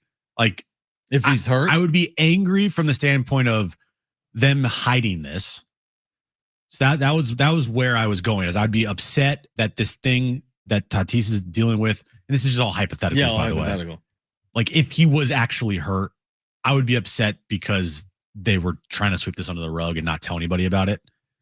But then on the flip side, to your point, I would be relieved because then at least I could say, and everybody else, and probably Fernando Tatis Jr. himself, that's the reason why he's been slumping. Yes. And a healthy Tatis wouldn't have played like that. Is like the Tatis we saw in April, not the last 2 months. Yeah, but oh man, there's so much to unpack there, because two things. A, if you let a player that isn't healthy and it's impacting his performance and therefore the team's performance play for months on end, what is that like? Why would you allow that to happen? Maybe I do want it to be an injury. And then here's the other thing. If they told you, let's say tomorrow you found out, hey, you know what? Tatis is being shut down. He's been dealing with this forearm thing for too long. It's not going to be like the leg injury, but he's out through the All-Star break. Mm-hmm. The next 15 days, you're not going to see him. But would you even fully buy that like explanation at that time? The injury explanation from this team is always suspect. It's always clouded with like interpretations. So I don't know if we'll really get to the bottom of like what is happening here. I really don't, because what if he bounces back and plays well like he played in April? I'm still going to ask myself, how did he just go 55 games playing like that?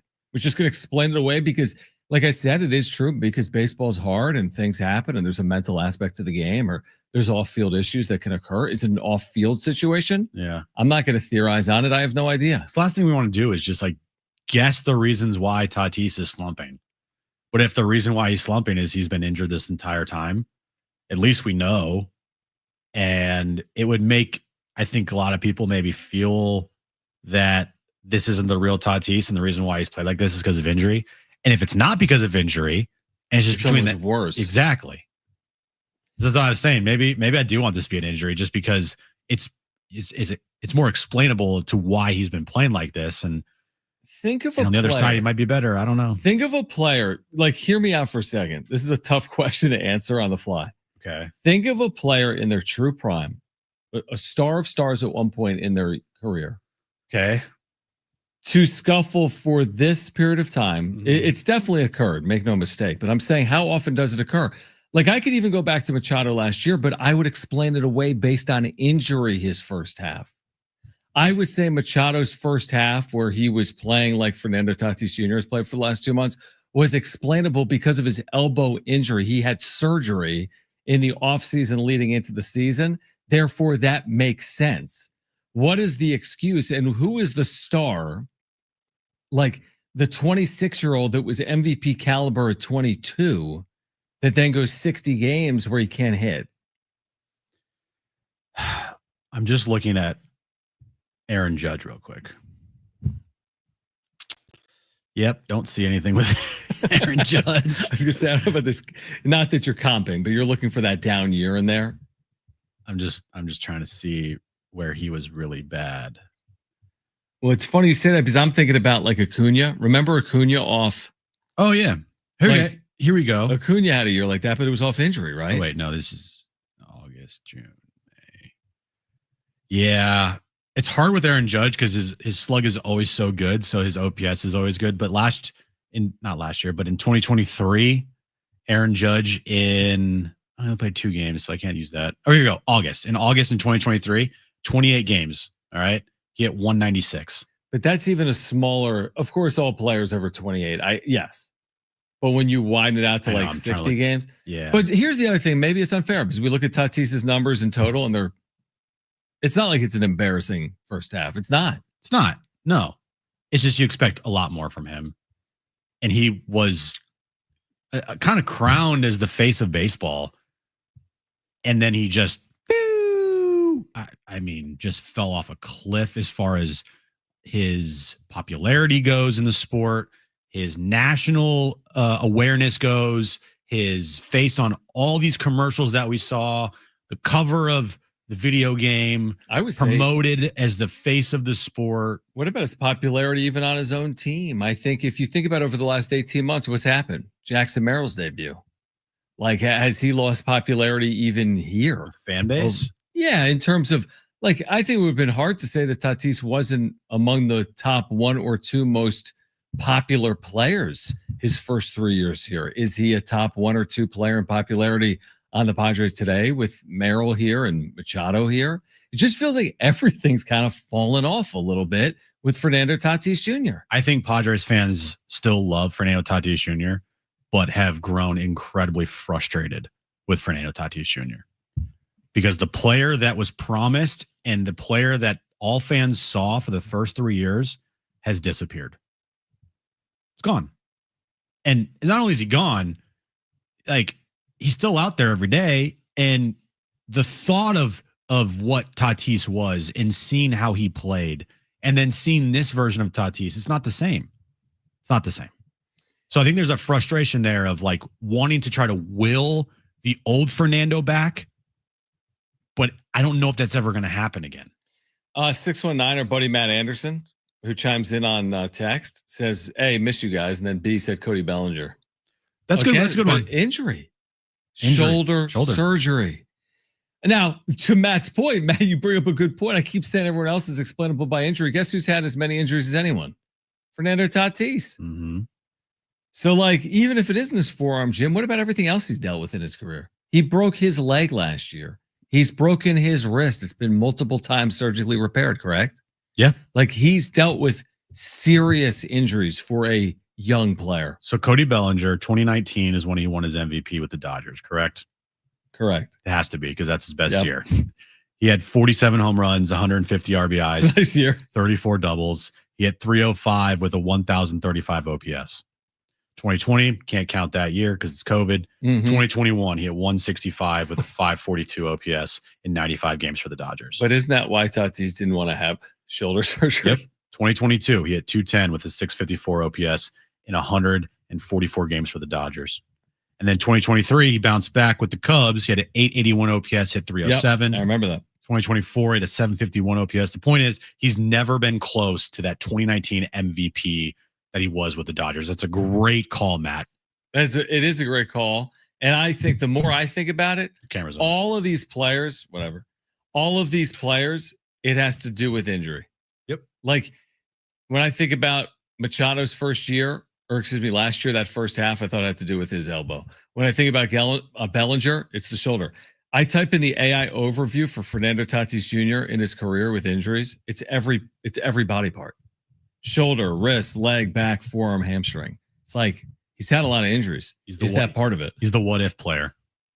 All right. On the other side, more on this. Plus, if you missed Tim Hagerty, voice of the El Paso Chihuahuas, you'll hear a conversation with him coming up at 5:30. This is Jon and Jim, San Diego Sports 760, and live on the iHeartRadio app.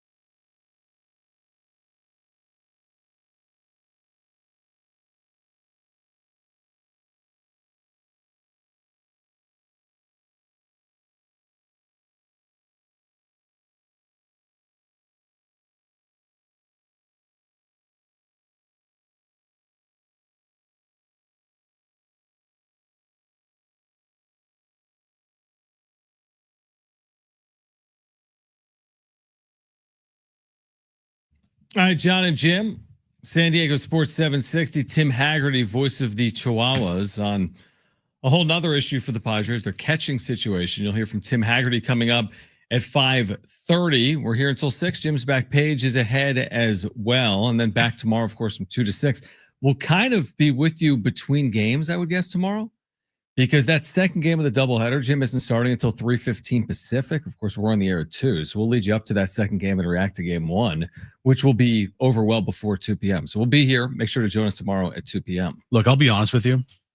Do it. It's not the most ideal situation to have a doubleheader on during our show.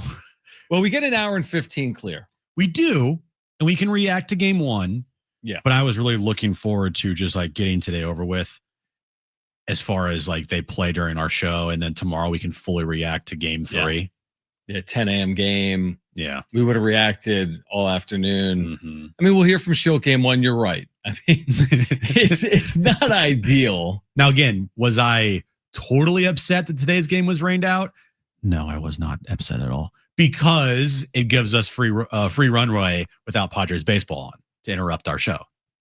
Yes, I got you. Yeah, so for today it works, because otherwise the Padres would be on right now. Yeah. So today we were in the clear. Had a free runway to just be on and not interrupted by any Padres baseball. Right, it was great. But then of course you always have to like pay the bill, which is tomorrow. Yeah, tomorrow you get screwed. Yeah, not always. Again, they're not playing Thursday, so no big deal for it to be a quote unquote split doubleheader. Yeah. But like Padres you're traveling through the night essentially. You're playing at 6:15 Eastern tomorrow. So they're going to play tomorrow night in Philadelphia, which means they're traveling back essentially overnight. Tomorrow night, we'll see if they can get a split or do better. Again, they do have Nick Pivetta. They do have Dylan Cease. And we'll see if they can get a split or better. Again, I don't think it is the end of the world. We started the day saying this too. You have a 2-4 road trip in there. It's going to happen. We said this going into the trip. You're taking on teams that are playing well and or good at home. Cincinnati's playing well.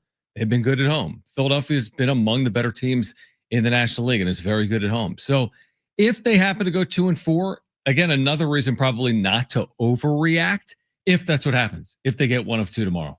Did you see the news from Kevin recently within the last 15 minutes or so? About the reliever coming up? Yeah. I did. How do you say this guy's name? I have no idea. Ed Uerniel Nunez or Nunez? Dude, I'm butchering that guy's name. You sure are. I'm sorry. You sure are. You try to say it, Mr. Announcer. Well, I wasn't going to bring it up because you didn't know how to say it. Well, no, because who cares? That's true. Who cares? 27th, they're calling up a reliever for tomorrow. Who cares? Now Waldron has been optioned, which means he won't make another start in the rotation after being basically ineffective last night. Not surprised, because it doesn't work anymore. I mean, it worked for a little bit last year, and the Padres will absolutely take what Matty gave him last season. But a knuckleball pitcher in today's game, I know, doesn't work. Who makes, I wonder, the next start in his spot, because Ryan Bergert is on the IL? That's a good question. I don't know, John. Is it going to be Nunez? And the other problem is the doubleheader tomorrow. It won't impact him because of an off day. Oh, that's right. Yeah. So they'll still have everyone on full rest. But still, the off day was an extra day. It would have been an extra day, yeah. But they should still be on full rest because of the off day for both Pivetta. One guy's getting an extra day out of Pivetta. And Got Cease. Got it. His house. But no, I mean, I don't know who's going to make that start for Matt Waldron. And it's hard. It goes back to the Campy conversation, Jim. To be asked to perform, like Waldron got 1 start. Yeah, I agree. It wasn't good. But okay, so you don't get a second start because you were really bad one time in Philadelphia in 90-degree weather. So that's it. Like, it's hard. You're being asked to perform. It is the major leagues, and you're being asked to play at a high clip. And he didn't perform yesterday, and I don't know if we'll see him again, especially as they get healthier. Mm-hmm. Darvish, sim game today. King, maybe at some point soon. Maybe Darvish takes that spot. Good point. Ooh, that's a hot take. Not a super hot take, but because that means he'd be back in like 4-ish days. Well, that would be on his rotation. Yeah, maybe. Because his sim game today, yep, he pitched. Hold on, I know Lake Elsinore posted about it. So, where was it? Darvish completed his sim game with the Storm this afternoon. It doesn't say how many pitches he threw. Okay. That's interesting. Maybe Jeff Sanders has something. Nope. Don't see anything there. But the idea that Darvish could be back in the major leagues for that turn in the rotation, that's an interesting take. Now, if you threw like 60 pitches, maybe. I like that. No, I like that. I like that angle. There you go. So maybe it'll be you, Darvish, in that Ryan Bogaerts spot. Bogaerts. Or in that Waldron spot. All right, stay tuned. On the other side, Tim Hagerty, voice of the El Paso Chihuahuas. We talked to him about Luis Campusano because the Padres catching situation is among the worst in baseball on offense, and Luis Campusano has been the best hitter in the Pacific Coast League, believe it or not, this year with a 1,065 OPS. So Tim Hagerty, voice of the Chihuahuas, on the other side. We're here until 6. Jon and Jim, San Diego Sports 760 and live on the iHeartRadio app.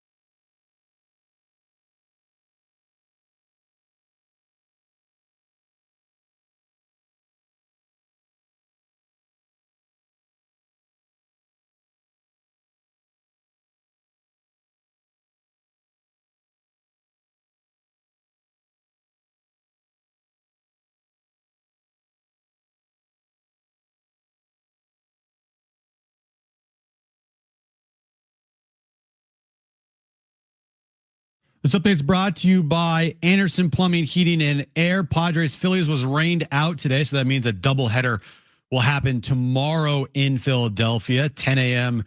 Game 1, where Nick Pivetta will be on the mound for the Padres. Game 2, 3:15, with Dylan Cease on the mound for the Pods. In NBA news of the day, free agency in full effect. Miles Turner, 4 years, $107 million deal with the Milwaukee Bucks. Rebate funds are running out fast. Don't get left behind. At Anderson Plumbing, they're buying back your old water heater and giving you $500 in instant savings. Call Anderson PHA today. Nobody wows clients like they do.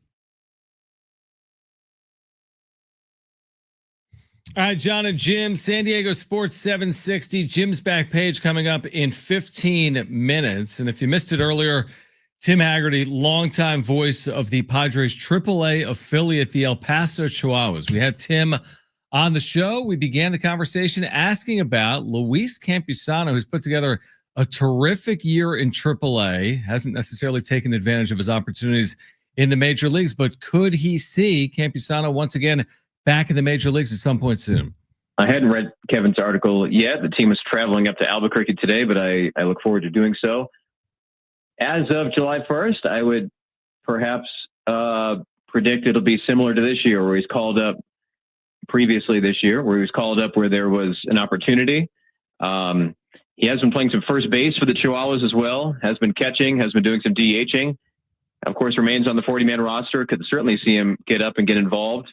From what I understand, the Padres really like the defensive aspects of what Martin Maldonado and Elias Diaz are bringing.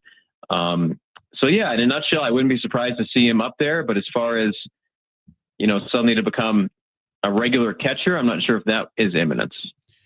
What has he done this year in AAA that has stood out to you and maybe surprised you a little bit that it hasn't translated to the big league level in his very minimal time that he's got with the Padres this year?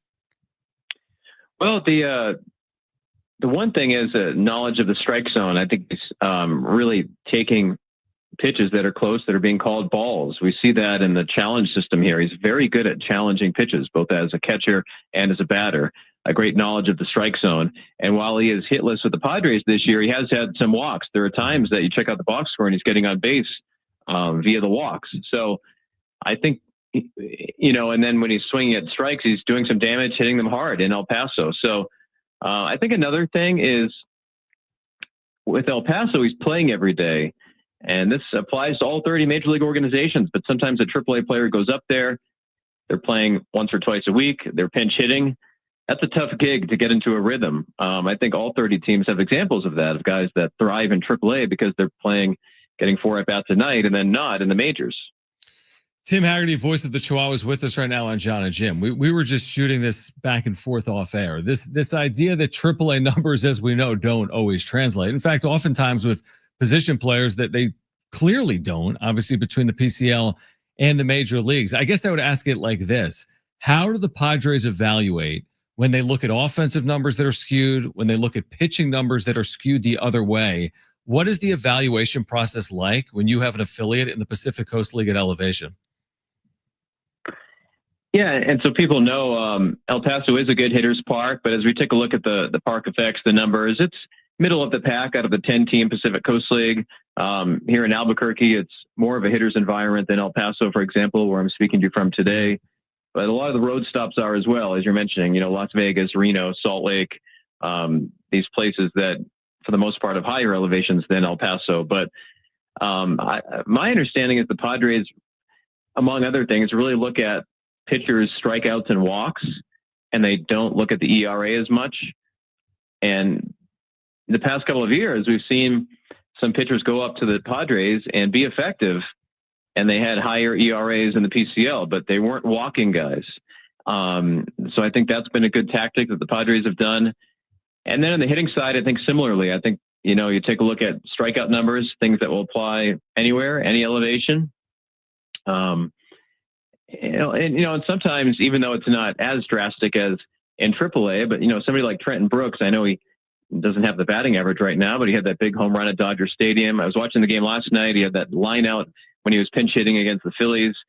He's somebody that was on a tear with the Chihuahuas, and he's getting occasional at-bats with the Padres, but is hitting the ball hard oftentimes. Back to Luis Campusano, because me and Jon have said if this thing doesn't turn around as far as getting consistent playing time at the big league level, it might be best for him to move on and be in a different organization to get an opportunity at the big league level.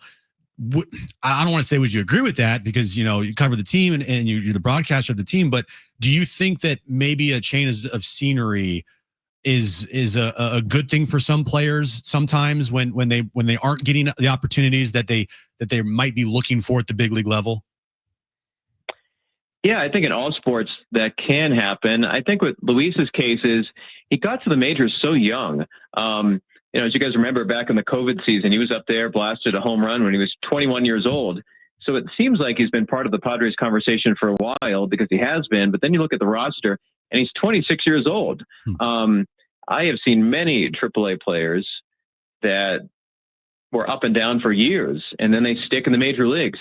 I think sometimes people, including in my profession, we write off players for a while. This isn't the perfect example. He's suspended right now, but what comes to mind is for years we would go and visit the Rangers affiliate in Round Rock, and Jurickson Profar was there, and people would think, man, this guy isn't a regular major leaguer yet. What a bust. But, a decade later, he was a major league all-star. So the opposite of that is I think there's a chance Luis Campusano could play hundreds more games with the Padres in his career when you take a look that he's only 26 now. Tim Hagerty, good perspective with us right now, voice of the Padres AAA affiliate. I think that's good perspective as well, Tim, on those that are expecting like impact prospects to be up sooner rather than later, right? I mean, Leo DeVries is one of the biggest prospects in baseball as a Padres farmhand, but he's only 18. Ethan Salas remains a huge prospect. I know he's dealing with injuries. He's also, I believe, only 18. Like sometimes, like these guys are such big prospects, they need to be up when they're 19 or 20. But sometimes you need to kind of cool the jets a little bit because even a DeVries or a Salas, they could still be years away from impacting the Padres at the major league level. Exactly. I like to look at foreign players or high school picks and then compare them to high school players. And you take a look at the age and think, are younger than some college freshman players. And when you think about it that way, and we're talking about them maybe being major leaguers. I remember a couple of years ago, 2023, Taylor Colway, there's a Padres deep cut for you, played a handful of games in that 23 season. But Taylor went up and made his major league debut. And Juan Soto at that time was the Padres right fielder. Taylor went up to be an outfielder. And Juan Soto at that time had won a World Series. He was so accomplished. He was an all-star. Taylor Colway was older than Juan Soto. I think that sometimes the age is such an important thing. There are very few like regular player star major leaguers that are 21, 22 years old. That is the exception. I remember in this league a decade ago, maybe more than a decade ago now, but Alex Gordon was such a big pick, and we'd go to Omaha and visit the Royals AAA team, and people would call him a bust. He became one of the best players the Royals have ever had. Yeah. So, yeah, and I totally understand the questions on Campusano. I'm not being a company man and dodging the questions. I mean, I totally understand it, but he's 26, and as I take a look here, he's played in 177 Padres games, parts of 6 years. By a lot of standards, he's been successful when you think about how few 26-year-olds have played parts of 6 years in the majors. And we also have to remember, too, the catching position is just a totally different animal when it comes to development. And that's the questions we have with, Ethan Salas is like, how long is he going to take him to develop and be an everyday catcher and be this player that, the Padres expect him to be? And maybe it might take a long time, and maybe it's taken this long of time for Luis Campusano, as well. Tim, I want to get to you, Darvish. He's pitched one time at El Paso. This was a while ago. And then he kind of went on the shelf, and he's been pitching a couple sim games at Lake Elsinore. But the one start that he did have for El Paso was 4 innings, and then he got shut down after that. Did you see anything in that start that was off or different? And what did you make of his outing there? And have you heard anything since then that you might have, missed as far as, his injury goes, or his velocity, or his stuff goes, or how he looked for, the time being? So on the first part, I didn't see anything that night. In fact, Darvish met the pitch and innings area that the Padres had in mind for him. And he left, and similar to a spring training game, when a major leaguer's on rehab, sometimes they'll leave late in the game. So I was still broadcasting the game. I didn't have a chance to speak to him at all before or after the game. But there were some Japanese-speaking reporters in the clubhouse there in Las Vegas who did meet up with him. That night, back in mid-May, he said the real test would be if I have soreness in the next couple of days. So as of that day, he felt great. But obviously then, from what Mike Schild told the media, some soreness did develop. It's interesting because he remains on the Padres Chihuahuas MLB.com online roster. So every city we go to, there are people seeking Yu Darvish's autograph, and I have to politely say he's not here. Yeah, I'm following that just as much as you guys are. I saw that he's throwing the simulated games. I don't know if there's a plan for a more traditional rehab assignment the way that he had back in Las Vegas. But he looked good that night. There was one bumpy inning out of the 4, but the other 3, he looked outstanding against a very good hitting AAA team and probably the best hitters park, Las Vegas. And from what I'm told, he bought a steak dinner for every player and staff member that night, had it catered. I know he's got a big salary, but that's a pretty big bill. A very nice gesture for him to do that to the Chihuahuas. All right, maybe that's why he's throwing sim games. He doesn't want to buy another steak dinner. Tim, appreciate it. Enjoy Albuquerque. Again, the Chihuahuas have gotten off to a very good start in the second half in the Pacific Coast League. Have had a good year overall at 43-38 and playing in Albuquerque tonight coming up in just a couple of hours. But Tim, we always appreciate you taking time for us. We'll do it again soon and be well. Okay, thanks for having me. All right, good Luis Campusano chatter. Maybe we'll see him again. Luis Campusano chatter. For like the 10th time this year. Team gets shut out yesterday. They're pinch hitting their, for their catcher in the 5th inning. Their star players still aren't doing much. Luis Campusano, baby. There's the answer. That's potentially the answer for the Padres. All right, we do have Jim's back page on the other side. We do remind you tomorrow at 6, San Diego Sports 760 is SDFC Midweek Live. You'll hear from the head coach, Mikey Varas, and others. The latest on the club, SDFC Midweek Live, every Wednesday at 6 on your home for SDFC, San Diego Sports 760. We'll take a timeout. Jim's back page on the other side. This is Jon and Jim, San Diego Sports 760.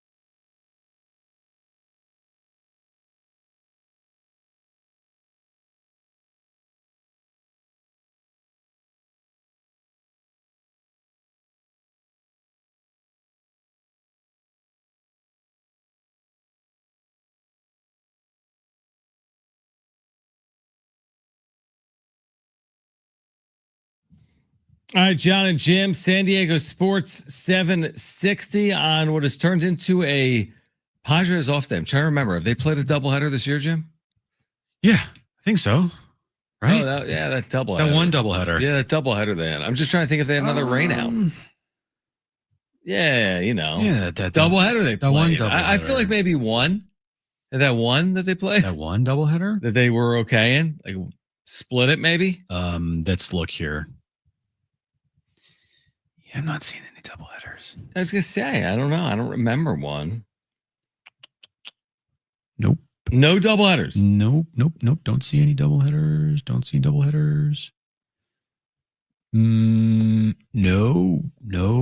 No doubleheaders.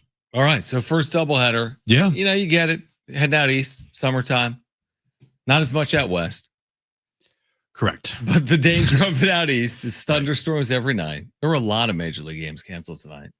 Yeah, New York, right? New York, yeah, there were a few. There were at least a few games canceled tonight. So hopefully better weather tomorrow. I haven't even looked at that. I assume the weather's better tomorrow in Philadelphia. Hopefully they're not dealing with a day of delays tomorrow in Philadelphia. But tomorrow, again, if you missed it, 10:05 a.m. Pacific is game one. 3:15 p.m. Pacific is game two. Padres and Phillies before that 10-game homestand begins. We'll have the Rangers here on Friday. That's July 4th. And again, the final homestand of the quote-unquote first half before that all-star break that will get underway in less than 2 weeks. All right, let's get to it.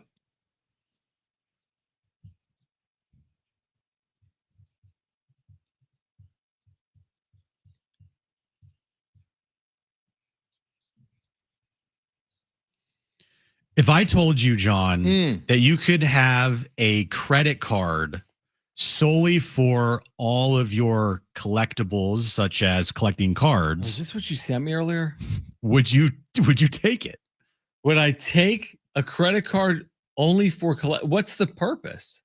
Well, because couldn't I just put my collectibles on any credit card? You could, but this credit card specifically deals with go to the store, pay with this credit card, and you get points towards collectibles like a card that you want on eBay. Ooh, I like that. I would say, where do I sign up? Well, this is kind of a what's the word I'm looking for? It's not available to the public yet. It's in its early stages. It's testing things out. But Vincent Sarafa is like the creator of this card. He, growing up, loved collecting cards and toys and everything. And he says that he is launching a collector's card, the first credit card built with rewards specifically for collectors. The credit card isn't limited to collectible related charges. Mm-hmm. The company's pitch roughly amounts to buy groceries, earn points towards a Charizard card. Essentially, the goal is to give collectors an everyday credit card that aids in their collectible spending through targeted rewards. Should I know that name, by the way, or is that just the name of the person doing it? It's just the name of the person. Okay, I wasn't sure. I think it's a unique concept. I think there's probably an audience for it. Yeah, because I get rewards on my of course, like 1% here or 2% there. Yeah, if I go to the store and I pay $200 for groceries, I get points towards actual real money. Cool website. Because the credit card is in like a PSA slab. Right. It's pretty cool. Yeah, I like it. I think it's a really good idea. There's a lot of collectors out there of various things, right? Mm-hmm. Pokemon, cards, whatever it is. So yeah, I think it's a good idea. He says, I don't think we're going to solve the debt crisis when it comes to collecting. Okay.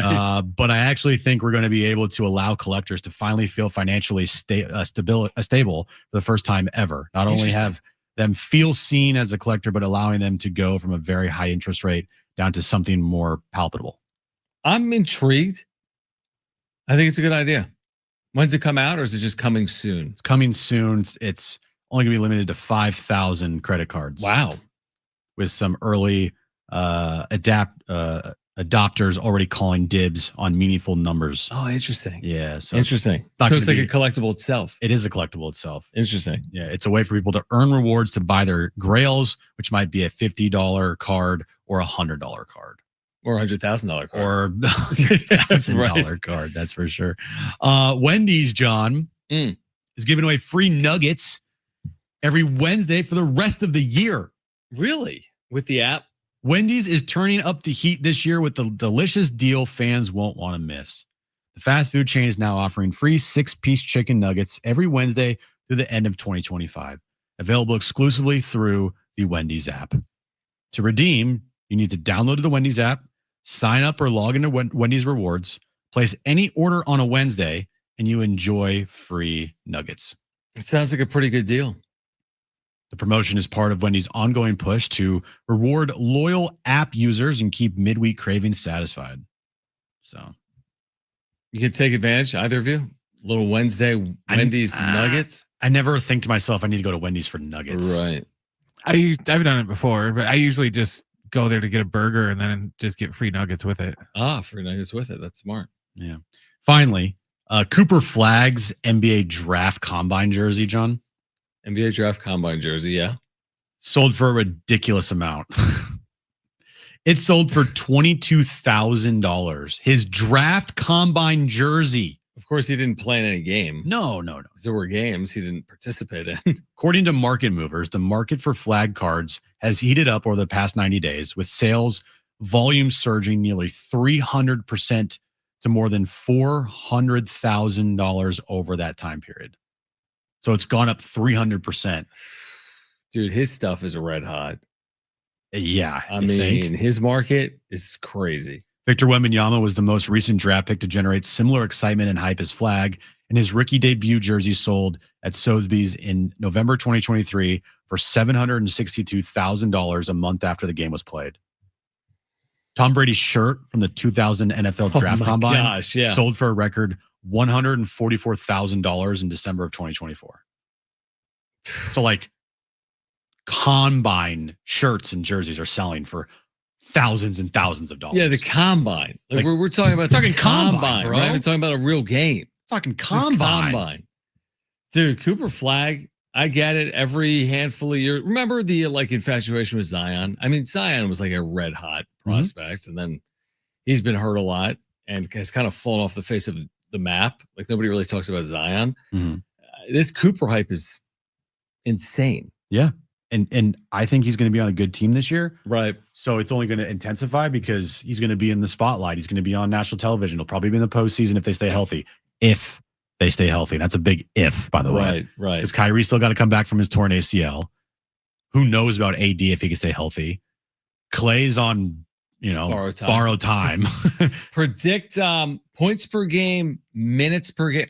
Points, rebounds, minutes for Cooper Flag as a rookie. I think 28 minutes a game, 13 points, 7 rebounds, 2 assists. Pretty good. Yeah. Really good, actually. Yeah, I don't think it's anything crazy. Now, if he averages closer to 20 points, he'll be rookie of the year. Yeah.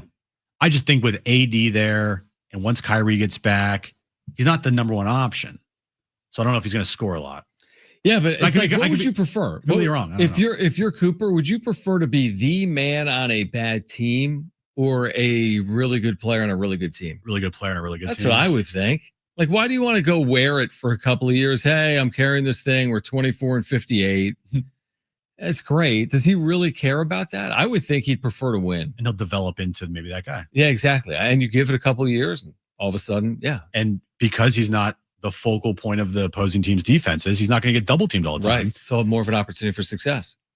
Exactly. Stay tuned. Will they be on Christmas Day? Yes. Dallas Mavericks will 1,000% be playing. Who will they play on Christmas Lakers. Day? Well, you're saying Lakers Warriors, but yeah, it's a good point. AD, Luka, Flag, LeBron, ABC. I was going to say the ABC or the Christmas games this year. You're going to get the Knicks and the Celtics probably in the first game of the day. Warriors and Rockets. And then Lakers Mavs. I was going to say Thunder Pacers rematch, but nah. Tyrese isn't there and Miles Turner's gone, so it doesn't matter anymore. Nuggets, OKC. Yeah, that went 7 this year. That's a Nuggets, good one. OKC, Warriors, Rockets, Dallas, Lakers, Knicks, Celtics. Is that your Christmas games? There's 5 games. Okay, you're missing one. Maybe some other team in the East, because I think there'll be 6 teams in the West and 2 in the East. Maybe not. We said the Knicks. We said wherever Giannis ends up. How about Bucks, Pacers? Yeah, something like that. You know what I mean? Yeah, that late game or They'll that throw early Orlando game. in there. Oh, It'll be an East Coast team because that's how they'll get their morning games in. Usually. Yeah, Orlando. That's a good call. Yeah, they could show up on Christmas for the Cavs. first time Orlando. Ever. Yeah, Cavs. Yeah, good call. Good call. There you go. Someone save that for when they announce that in 2 months or whenever they announce it. All right. If you missed anything today, sportssd.com, iHeartRadio app, iTunes, TuneIn Radio, or Spotify. Back tomorrow talking about game 1 of the doubleheader. Again, you're ready for game 2 of the doubleheader in Philadelphia. Back tomorrow at 2 p.m. for Brent and Jim. I'm John. Keep it here. This is San Diego Sports 760. Okay. Bye-bye.